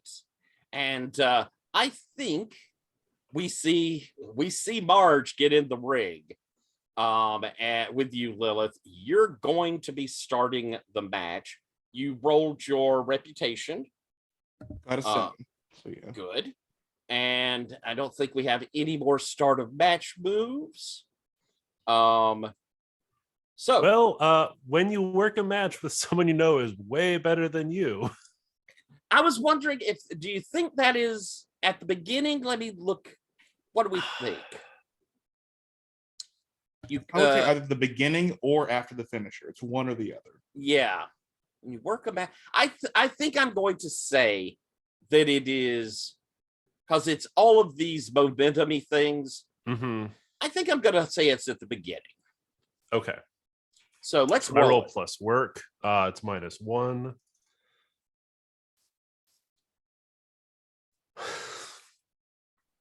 It's 2. Oh. So on a botch, you make a rookie mistake. I go to 0 audience. So, and I think it's the most obvious rookie mistake ever. In my intro, I go through the ropes and I just flip. I just whoa. Oh, you fall through the ropes. Woo! I got the yips bad. All right. First time you reach 0. You have and you get an option here. We will come to that though at the end of this match, because you have an ability to save yourself, because keep in mind, we get to the end of the session with 0, you're fired. The bell rings. Lilith, you got control. What's it look like? I think Lilith runs into back against the ropes, runs at Marge, and Marge she does this jump up into a body splash, and Marge just takes rocks back, weeble wobble style, moves back and forth but doesn't take a step back, and Lilith looks shocked, and then Marge reaches down, just reaches with that one meaty paw, and Lilith bobs and weaves. I think with having fought Santa Muerte, she does that one back. She tries to do a backflip, and then with Marge's other hand, reaches out and grabs her leg mid backflip, and just throws her into the ropes. And Lilith is a bit dazed, and Marge looks down at her, comes forward, and that's when Lilith does some kind of Aikido-ish trick where she will Marge is just bearing down her arms wide, and Lilith grabs one of her arms with both of her hands and just does a not like a judo. I think would be something like a judo flip or in that thing, but she goes with it, so she will land on top of Marge at the apex of it. That sounds like Sounds like probably either power or work. Yeah, I would say because I'm willing to I'm trying to make others look good, I'll say power, as that is Excellent. lower than work. Okay.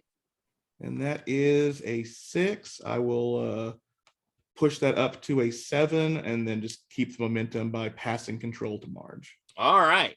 I think Marge, you get on top of her. We get a 1 count before Marge does enough of a push. You fly off of her. And she will get back into the ropes and kind of pull herself up. And she goes in where you're getting up, and surprisingly quick for a woman her size, she gets a hold of you and does a whip towards the ropes. As you come in, she catches you and does one of those sidewalk slams, a la the Big Boss Man, dropping you down. Then she kind of gives a little mug to the people as she picks you up again, lifts you for the big upright suplex. She'll kind of walk it a minute, and then rather than drop you back, she moves over to where Buck and Jefferson are and tosses you back over the rope into the two of them for them to catch you. And as she does that, she sort of selling a little of her tiredness. Tag me in. And she moves over to Fletcher and tags Fletcher in. Oh! Fletcher, what you do? So I have control of the match? You do. Okay. So with Lilith like on the, coming back into the ring from being pushed into her manager, Candyman is just going like this. Yeah, I'm in. And then I think Lilith comes up and is surprised by how quick Candyman just kind of reacts and like flips back and grabs her and throws her down into a hold. But he can't hold it. He doesn't have the technical skill yet. So it gets turned over and reversed, and it's like a 2 count. And he's like, wait, oh, no. And kicks up out of it. Does the looks around, runs up into the ropes, does the rope thing back, and comes at Lilith with the arm bar. Lilith is quick to duck, but he rolls with it. This is what was supposed to happen, right? And runs into the other ropes. And like the other ropes is where Jefferson is, and there's just this moment where they get very close. And then comes back. And I think he hard sells because I think Lilith is waiting for him. And kind of takes it to the back and falls down, and now he's like doing the and he's working the obvious injury, right, that Mountain gave him. Nice. Go ahead. Do you think that you've headed into the move? Do you think that was? I think so. Okay. Wondering, I don't know. Do you have your injury move on here? Oh, I don't think I do. He can end any match in a no contest and take +1 heat with whomever he was opposed with. Instead. Nice. Oh, okay. But that would be me out of a job. So, well, not so bad. Well, not so bad if you get 1 more heat with one of these people in here. Yeah. All right. So we're doing a wrestling move right now. Yeah. So yeah, I would say it's either work or it could be look, since you're selling all this. And all right, I'll roll with look. It's the best shot I've got. Hey, a 7. Take a momentum or and hand off, or keep control. I will take momentum and hand it off to Lilith. Excellent. Lilith, you've managed to probably put that elbow into the back, and Candyman is down on the mat. What you doing? I think as he's down the mat, Lilith does her little signature athletic kip up. I'm going to do a two thing. At first, I'm going to spend 2 momentum to use my heel move. That will trigger my other move, thankfully, and I'll gain 1 heat with the Candyman. And I think like Nice. she's like, but to like represent this, like she like reaches down, picks him up by the hair, of course, like yank him up to the, and then like I think like walk him over to Mars, keep him just out of like tag reach, but which is pretty large for her and him combined, and then just to like throw him down onto the mat face first, like right at her feet, as a kind of sign that she's taking him seriously. Take the +1 heat, and then as he's like literally just out of her grasp, I think she'll start putting in a leg submission, not a figure 4, but just a good leg bar with her like whole body going into one of his legs, but also to spare his horribly sore midsection. But I think Nice. that'll be plus work. Oops, not need. I need to actually add. Will be this. plus real. Oh yeah, because of my move. Thankfully. Yep. Thank you for reminding me. Oh,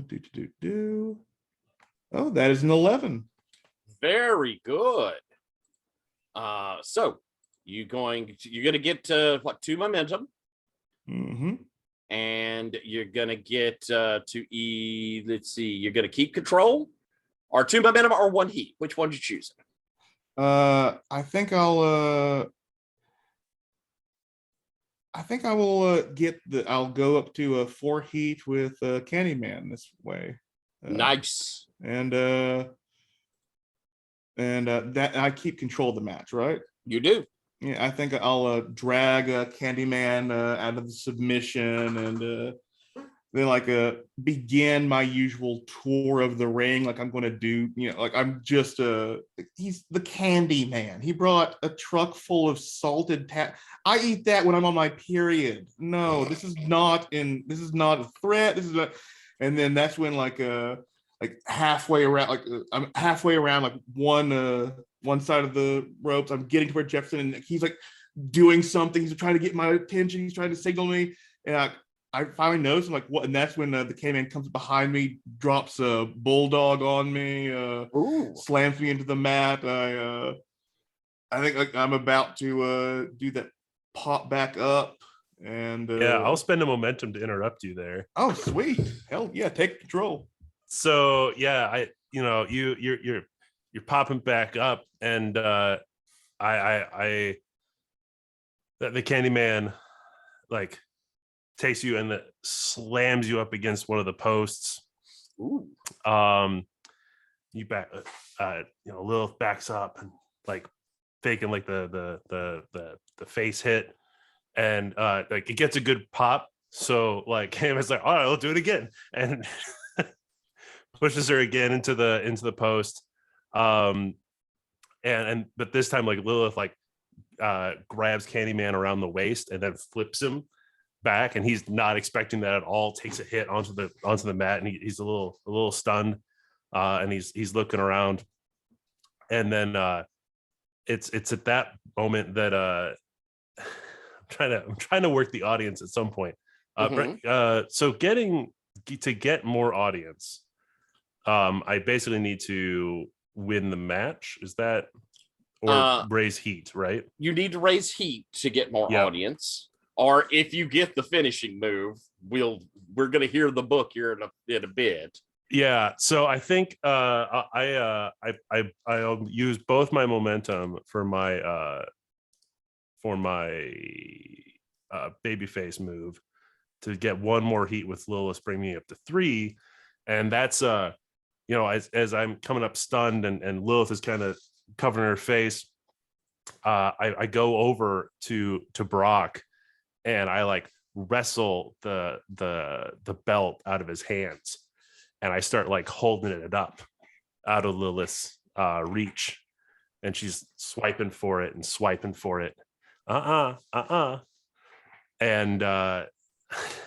that's gonna trigger you're the future, right? Yeah, it is. All right, roll plus look. I wasn't even thinking of that. That is a 9. Okay. I have no momentum to boost it. So you can book yourself, or well, hang on. Yep. It's potential. What are we saying down at the table? Well, do you want me to use that put over to kick you up now? Yes. Okay, perfectly happy. Okay. Holy crap, he's got the belt. And we saw this on his TikTok last night, ladies and gentlemen. We saw it. He said it. He did it. It's right there. You've all seen it. Is this something that's showing us? Are we seeing a vision of the future here? Only time's gonna tell. But right now, that belt's in his hand. It's just in his hand, though. Like he's not the champ, but it's in his hand. All right, that took you up to a 10. You can book yourself in a match with any opponent. You can hold that in your pocket. We could have that even for next time. You can add a stipulation to a match. Also, could be in your pocket for next time. And gain one momentum or 2 momentum. I will take the 2 momentum for sure, and I will put in my back pocket the adding a stipulation. Nice, excellent, because I can see all sorts of wonderful candy-related stipulations. But since you did a non-wrestling move, Lilith, it's going to be your control. But I want to find out, Jefferson, what are you doing outside of the ring? Well, I mean, screaming for the referee to disqualify this clown who's stolen the belt. That's a foreign object. He should not be allowed to wave it around like that.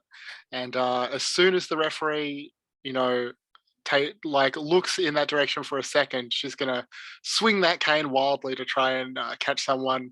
Doesn't really care who on the other team while the ref's back is turned. Ooh, fantastic. Let's see.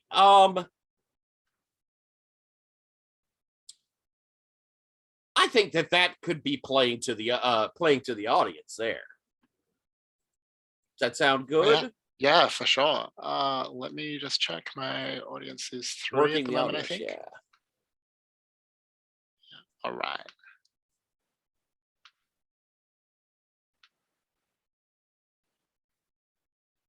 It's 7. All right. You're going to gain a momentum because there's no point in you taking control of the match because your wrestler already does. I would have let you give it to your wrestler. But as you, I think, probably catch Candyman across the ankle, and since I did use it before, I think this will be where we get the heel is now fucked up enough that on the next move. But Lilith, it is your initiative. Yeah, I think Lilith, with what's gone on and everything, with the belt out of her hands and everything, but I think like Fletcher got tripped, right, in the ring with the cane. Yeah, and I think probably the ref at this point has since Candyman failed, has taken the belt. It is obviously planning to slide it out of the ring. Yeah, so I think she gets mad enough. If she gets mad enough in the ring, that she starts picking Fletcher up and positioning him for her finishing move, which for Greg against men is the Gory Buster. So she has you raised on her back and everything. But I think this is her undoing, is that she's showing off as she walks around. She's going to finish her walk around the ring, which is going to take her so close to by Marge that she just reaches out and taps Candyman on the hand as he goes by, and then Lilith looks shocked, turns around, and that's when that big hand grabs her, just covers her face and pushes her. And I think the other hand grabs Candyman by the shoulder and hefts him up and beside her as she steps into the ring. And that's when Lilith does gets back into things, does that huge handstand spring where she did against Santa Muerte and the Percolator, gets up to front Frankensteiner the mountain, strains and strains, and the mountain reaches up, power bomb. Nice. And I think our spot. I think this is heat. Okay. Yeah. What they saying at the table? That is a 12. Well, very nice. It looked like Lilith had this one, ladies and gentlemen, but she got a little cocky. She got a little close, and when you got somebody the size of Marge, her arms stretch halfway across this ring, you can't do that. Just look at that. All right. And it is now going to be an ugly night for the First Lady of Wrestling. Like, that was a nasty power bomb. I don't see her turning that around. It's you're gonna maintain control, gain 2 momentum or 1 heat. Ooh, I was gaining momentum, but yeah, I think I'll just gain the 1 heat with Marge. Nice. So, I will, and I think Lilith like gets up, is selling this, and I think because we're pushing time. Yeah. I assume Marge and Candyman are booked to win the match. No. As Marge kind of pulls you up, she says, "Go for the slam." Okay, and she against I think Marge is respectful enough that she will use the Gory Buster against her and not the Cross Diver. And she gets up, like pushes Marge against the ropes. I think or against into the turnbuckle, goes up on the ropes, and literally reaches behind her, grabs Marge by the under the arms, just lifts her as hard as she can. She's standing on the second rope and just lifting, struggling with everything, and we'll try to just toss Marge backwards onto the ground before pinning her.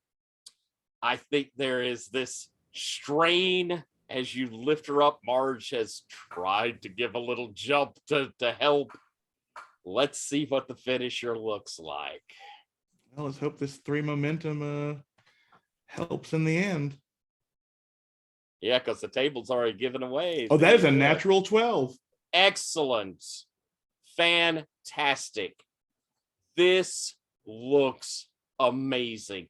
Marge, as you are straining and there's a moment when you're like, I don't know if this is going to happen. Marge kind of lifts a leg and hits the rope herself to give that push over. And there is a thump as she lands. The whole ring sort of shakes as you go for the pin, and your finisher with a 10 is you finish clean, gain an audience. Yeah, I will stay at audience 4. Which I'm also going to say, as you get the pin and you stand up, you're getting booed. But this was your hot feud, I think, for this run. And we're going to say that feud is finished. You will get an advance, and your audience is going to drop back down to start. As Marge kind of does the she's selling, she's kind of struggling back to her feet. Candyman, I'm guessing you come out to give her a hand. Yeah, I just like, oh, Marge, are you okay? I'm gonna need some of that lidocaine tonight. And the crowd booing as we head to the back. Dr. Retro and Jefferson, we're going to have your batch. Might be a bit short.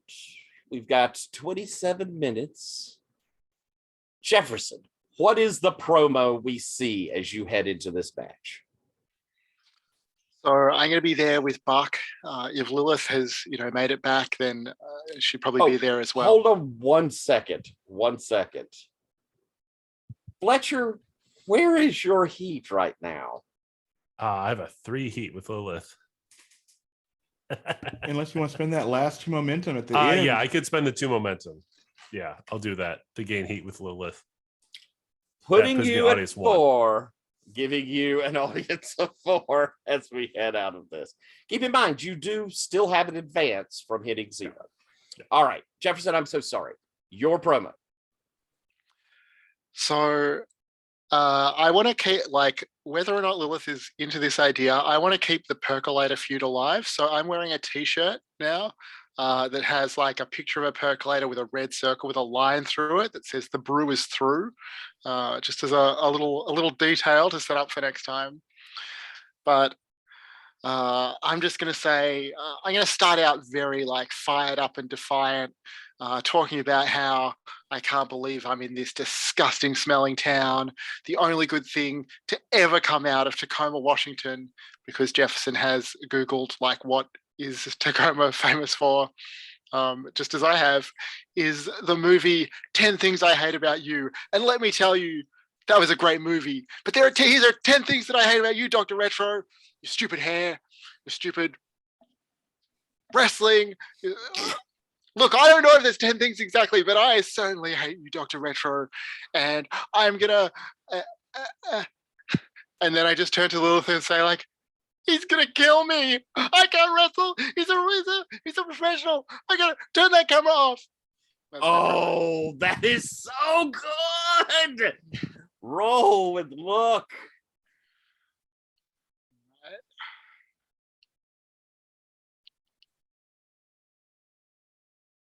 It's a 7.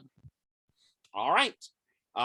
You get to choose one. You can have create a book unit match, a stipulation, gain 1 momentum, or gain a heat. Let's have a look. I think I'll just take the momentum. All righty. Actually, I'll take 1 heat with Dr. Retro. That's a good choice. That's a good choice. Let's get you up to an advance. Retro. Pithy. It's another quick package. Like I won't go too deep with it. We see him basically. He's got all of these like test tubes and stuff just laying out and said, all right, laid now. And we see him doing his little like mad scientist finger thing. And then of course Sippy Cups like sneaks up on him again, like he like almost jumps over the table. Doctor! Miss Cups, please. I am concentrating. You can't keep walking into my laboratory like that. Sorry, Dr. Retro. And even to untrained eyes, like it's definitely not a laboratory. Like you can tell, like this is like the backstage area of the arena. You can kind of see off camera like the like refreshment table over here to the right. Like it.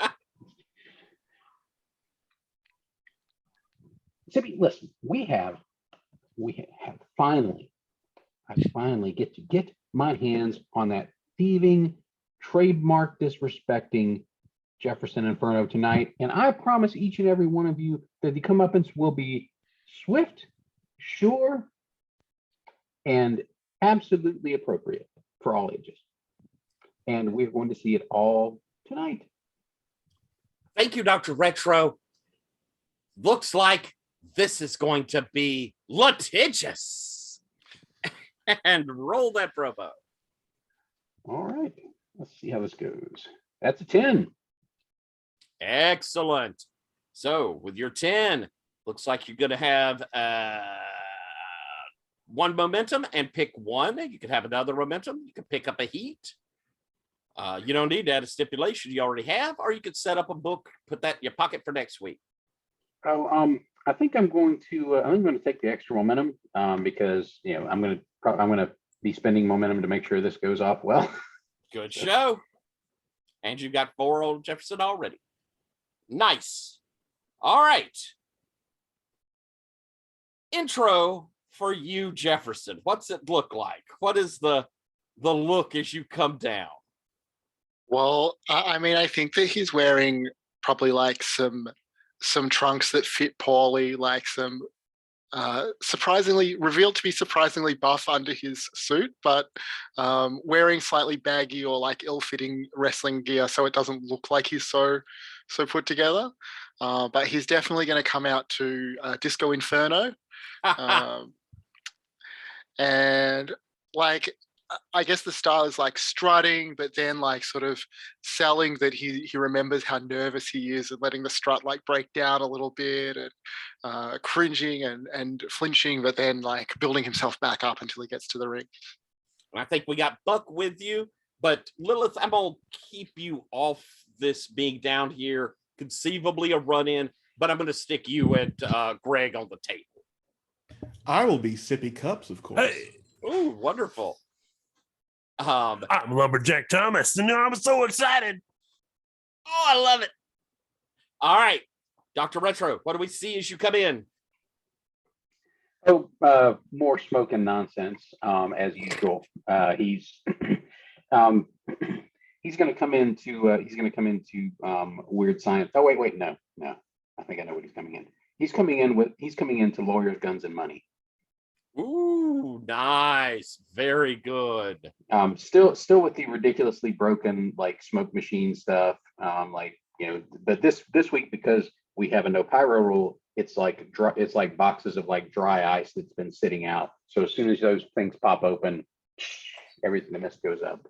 Floods And out. he like comes down with the lab coat and the goggles up here, and just looking like he's just had something blow up in his face again as usual. And he points at Jefferson and says, tonight,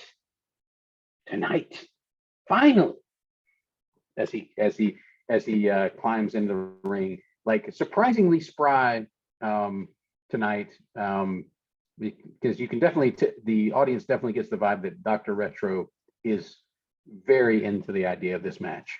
Gotcha. Are you doing something for Cheap Pete or? Oh, well, I think he's and he comes out. He will walk up to, like, you have the celebrity like seats, and I think he'll walk up to the celebrity seats and he'll reach into his lab coat and come out with handing vials to each of the local celebrities. And the camera close up shows that each of them is like a slightly different color, and each of them is labeled with some sort of ridiculous like chemical label that has nothing to do with anything. It's gibberish if anybody that knows science looks at it, but it looks sciencey. Nice. All right. But take I've never heard of Timbertanium. Well, if you've read Dr. Retro's book, which is becoming published pre-Pulitzer, I think he called it. All right. Retro, you're in control at the start of the match. What do we see? I think this is going to start out with a sort of a classic, cringy manager match. If Jefferson's okay with that, it sounds like that's the vibe you were going for. So, like, I think there's a lot of chasing. Yeah, like that's what I think as well. Jefferson like looks like he's going to put up a fight. Like he comes in like he's going to like go in for a collar and elbow, and then immediately, like as soon as Dr. Retro like takes off the lab coat and hangs it up and starts toward him, he takes off out of the ring and is running around behind Buck. And just there's a whole lot of chasing going on. And I think we see like one or two rounds of that, and then finally, like Jefferson scrambles back in the ring, as he runs past Buck, and then and then grabs the referee and is pleading with them something, and then like as Dr. Retro is going to climb in, I think Buck just lays one into him as he's rolling back into the ring, so that he like stumbles and rolls back into the ring like clutching his head, and Jefferson like lays in a few stomps and like starts to get some confidence in, and then starts to get a little too much confidence and stops stomping. And I think when he tries to come back and tries to grab onto the doc, I think the doctor just immediately like headbutts him with the goggles, which like smudges Jefferson's hair and forehead. Rather than more than any injury, like he's messed up his hair and he's got this horrible like smoky coal smudge all over the front of his face, and that seems to horrify them more than anything, and that's the payoff move. All right. Does that sound like look? I think so. That's definitely playing into my nonsense. Yep. Roll it up.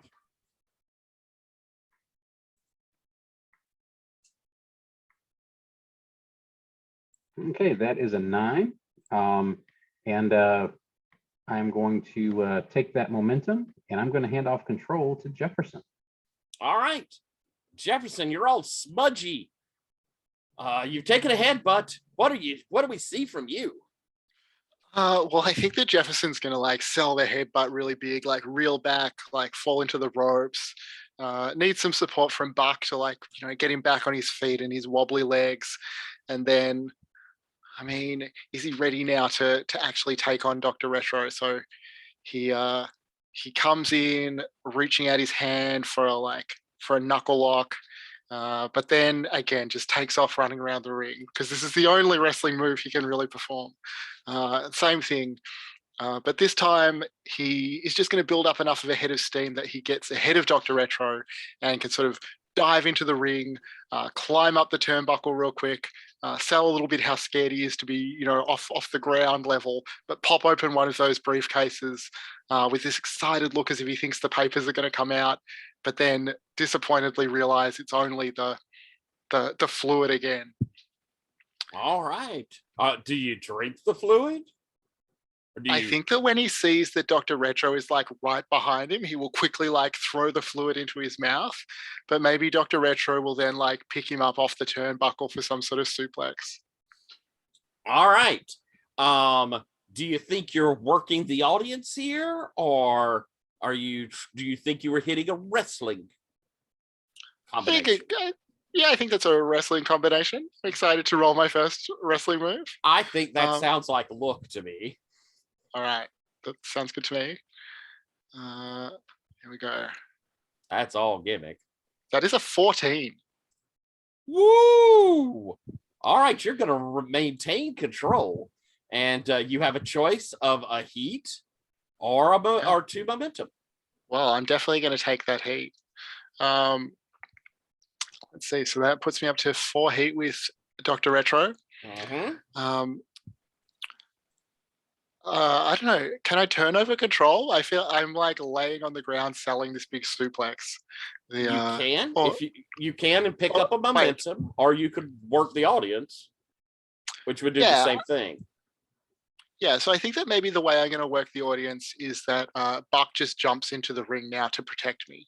And it's a no DQ match. We set that up. So the referee is, remonstrating with him to get out, to leave them alone. But excuse me.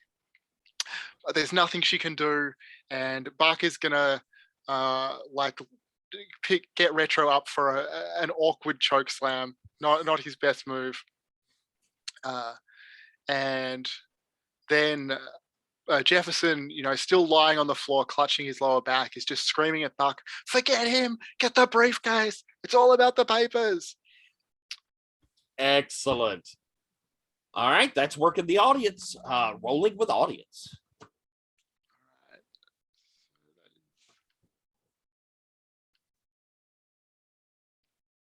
It's a 9. 9. You're going to spend a momentum to take it to 10. I don't know if you need to. I have not looking to move right now. With a 9, you get a momentum, or you can hold on to control. I'll just take 1 momentum for the 9. Excellent. All righty. Retro, you've got control. 1 briefcase has been opened and not had the papers. I think like after the choke slam, Retro like sells just how dangerous like Big Buck is by just sort of really just selling that choke slam. Like he's having to crawl over to the turnbuckle to get back to his feet. Like he can't just get up from that. And I think he is going round and around, trying to looking around, trying to figure out where to go next, because Buck can still get involved, even though the referee maybe has finally shooed him out of the ring. I think what Dr. Retro, we see Dr. Retro do is he goes over and gets the briefcase that Jefferson opened earlier, and basically looks at it and basically clubs Jefferson in the head with it. There we go. Are you trying to work stiff or not? Oh Oh no, my no, no. goodness. This is totally like them just like giving that payoff for the Nice. snotty manager getting his comeuppance. Like this is some of that. What do we hear And from the table? Oh my gosh, that's a suitcase slammer. I've not seen that since the Hogan days. That attaché is not okay. Oh my God, that's wonderful. Sounds like we're doing that is a wrestling move. I would say we're either looking at is it maybe work or heat? Like that'd be my. I would think maybe heat, something y'all are kind of doing together here. Okay. That's a good roll for me because Jefferson and I have a lot of heat. That is a 10. Good roll for both of you. Yeah. A 10. Fantastic. You maintain control and you can get 2 momentum or gain another heat. No point in the heat. Take 2 momentum. Yeah, so and I think retaining control, I think we see like the doctor like go over and open up one of the other briefcases and you see another vial of formula in there. And the doctor like, holds up the formula and he's not nearly as disappointed as Jefferson was. Like he like brightens up and he gives a thumbs up to the audience as he chugs it down. Excellent. And do we go into a series? Yeah, and I think after that, the doc is selling the formula is like being a real pick me up. So like they go into a lot of really fast moves, nothing really high impact, but like a lot of really fast like spins and drops and stuff like that. And I think Jefferson looks surprised that he's able to keep up. Like maybe that he's selling like how like he didn't realize that the formula actually did anything. So he's actually keeping up and looking surprised and maybe getting a little confident about it. And then at the end, like they do one of those quick like tiger spin exchanges where it's like headlock, hammerlock, headlock, hammerlock, and they go around and around and around, and then finally at the end, like it almost looks like some sort of really fancy wrestling pirouette, and then like as Jefferson comes out of the spin, like he's looking so impressed that he's able to do it, and Doc just like forearms him right in the face. Nice. I think that sounds like work. I think it can be as well. So let me see if I can make that work. Work is, not my worst stat, but it's not my best either.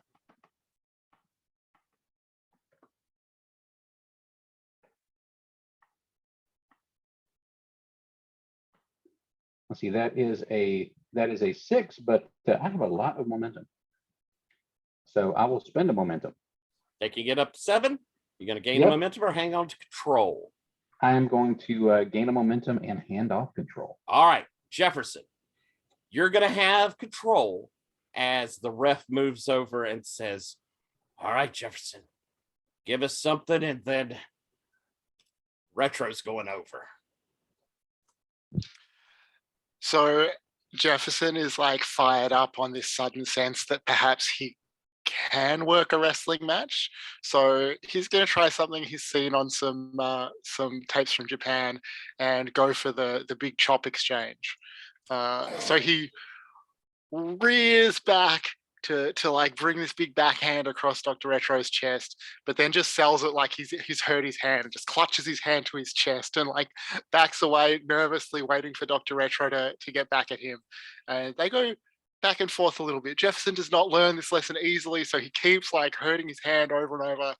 The Dr. Retro is getting like these bigger and bigger like smacks in on him.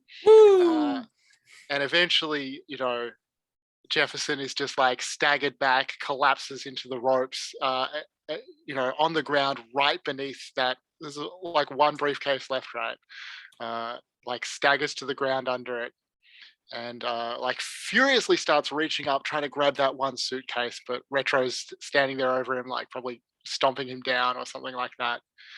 And then I think that Retro like reaches for the briefcase to pop it open. And then him and Jefferson lock eyes just as he's about to open it, and both of them spit the spray at the same time into each other's eyes. Oh, I love it. Let's get a look. wrestling move there. Either that or heat. I'll let you go with either one of them.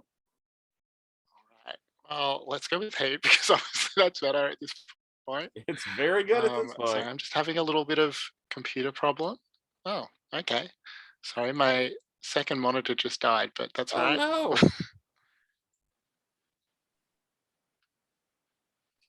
I hope it's just a Right, wire that's- that is connected. It is just a wire. All right, that is a 9, and I'll spare. Well, wait, what do I get? Sorry, just Let's see. With the 9, you're gonna gain momentum or give up control or maintain control, or you could get 2 momentum or 1 heat. I'll give Dr. Retro control and take 1 momentum. All right. Retro. We've had the mist. You're booked to win. So, how's it look? Okay, I think the mist causes both of them to roll out of the ring, like just trying to clear their faces off. And I think Buck is over there, ineffectually trying to like towel Jefferson's face off, but it's a dry towel, so it doesn't actually help. It just smears it more because this stuff is like really, really like inky. And so the doc is over there. He manages to clear his face off first, and he like motions to the front, to that front row of celebrities that all had those little formulas in their hands, and he asks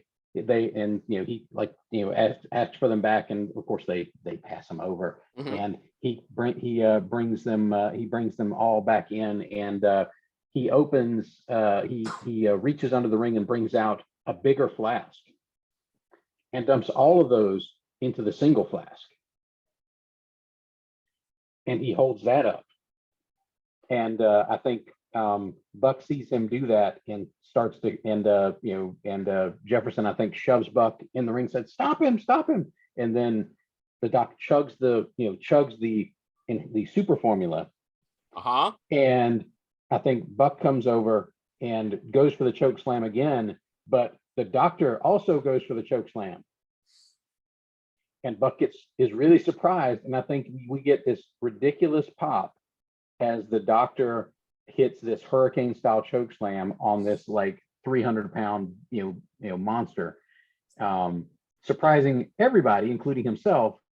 And Jefferson just outside just looks absolutely horrified as Buck rolls out of the ring, and the doctor grabs that briefcase and, looking dead at Jefferson and pointing with one hand, opens it up and and holds up the papers.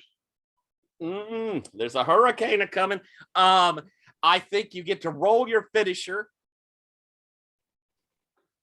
Going straight roll plus any momentum, and we have folks that might put you over. Well, I've got a lot of momentum. You do have a lot of momentum. So I'm hoping I'll be safe. We will see. All right, that's a 4 on the dice, but I have 10 momentum and I'm going to spend 6 of them. All right. You hit your finisher clean. Choose whether you or your opponent gains an audience. Let's see. Well, I think we're both going to gain an audience because we're both at 4 heat with each other, and we're both at 4.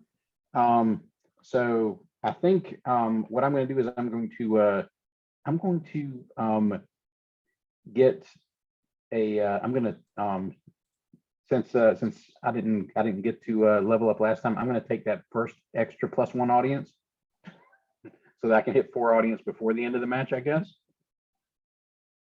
Does that work? Is that how that works? I'm trying to remember. You're still not going to get 2 off of that. Okay. Well, but then I'll pass it. I think Jefferson and both of us are going to hit 4 audience at the end of this. You are. So I mean, I think Jefferson gets a big heel bump off of the furious stomping and screaming he's doing outside the ring as the doctor holds aloft the papers. Excellent.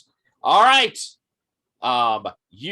The crowd goes wild. They're very happy to have Dr. Retro have won this. What do we hear from the table? That's how you do everyone. Law, order, and legality keep everyone in check at Gauntlet League Wrestling. I wasn't very fully briefed, so I don't know what's going on, but that was awesome.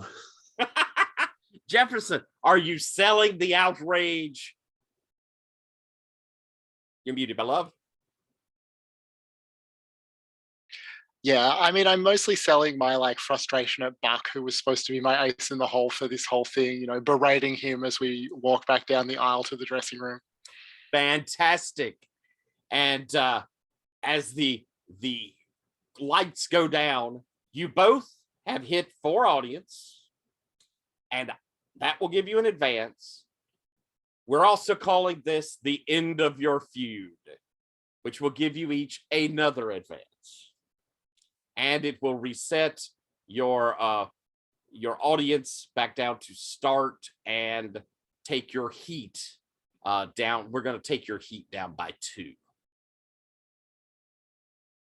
All right. As Gauntlet League Wrestling, the logo goes across the Titantron, and we hear, "Thank you all for coming. Be careful out there. And kids, remember, science."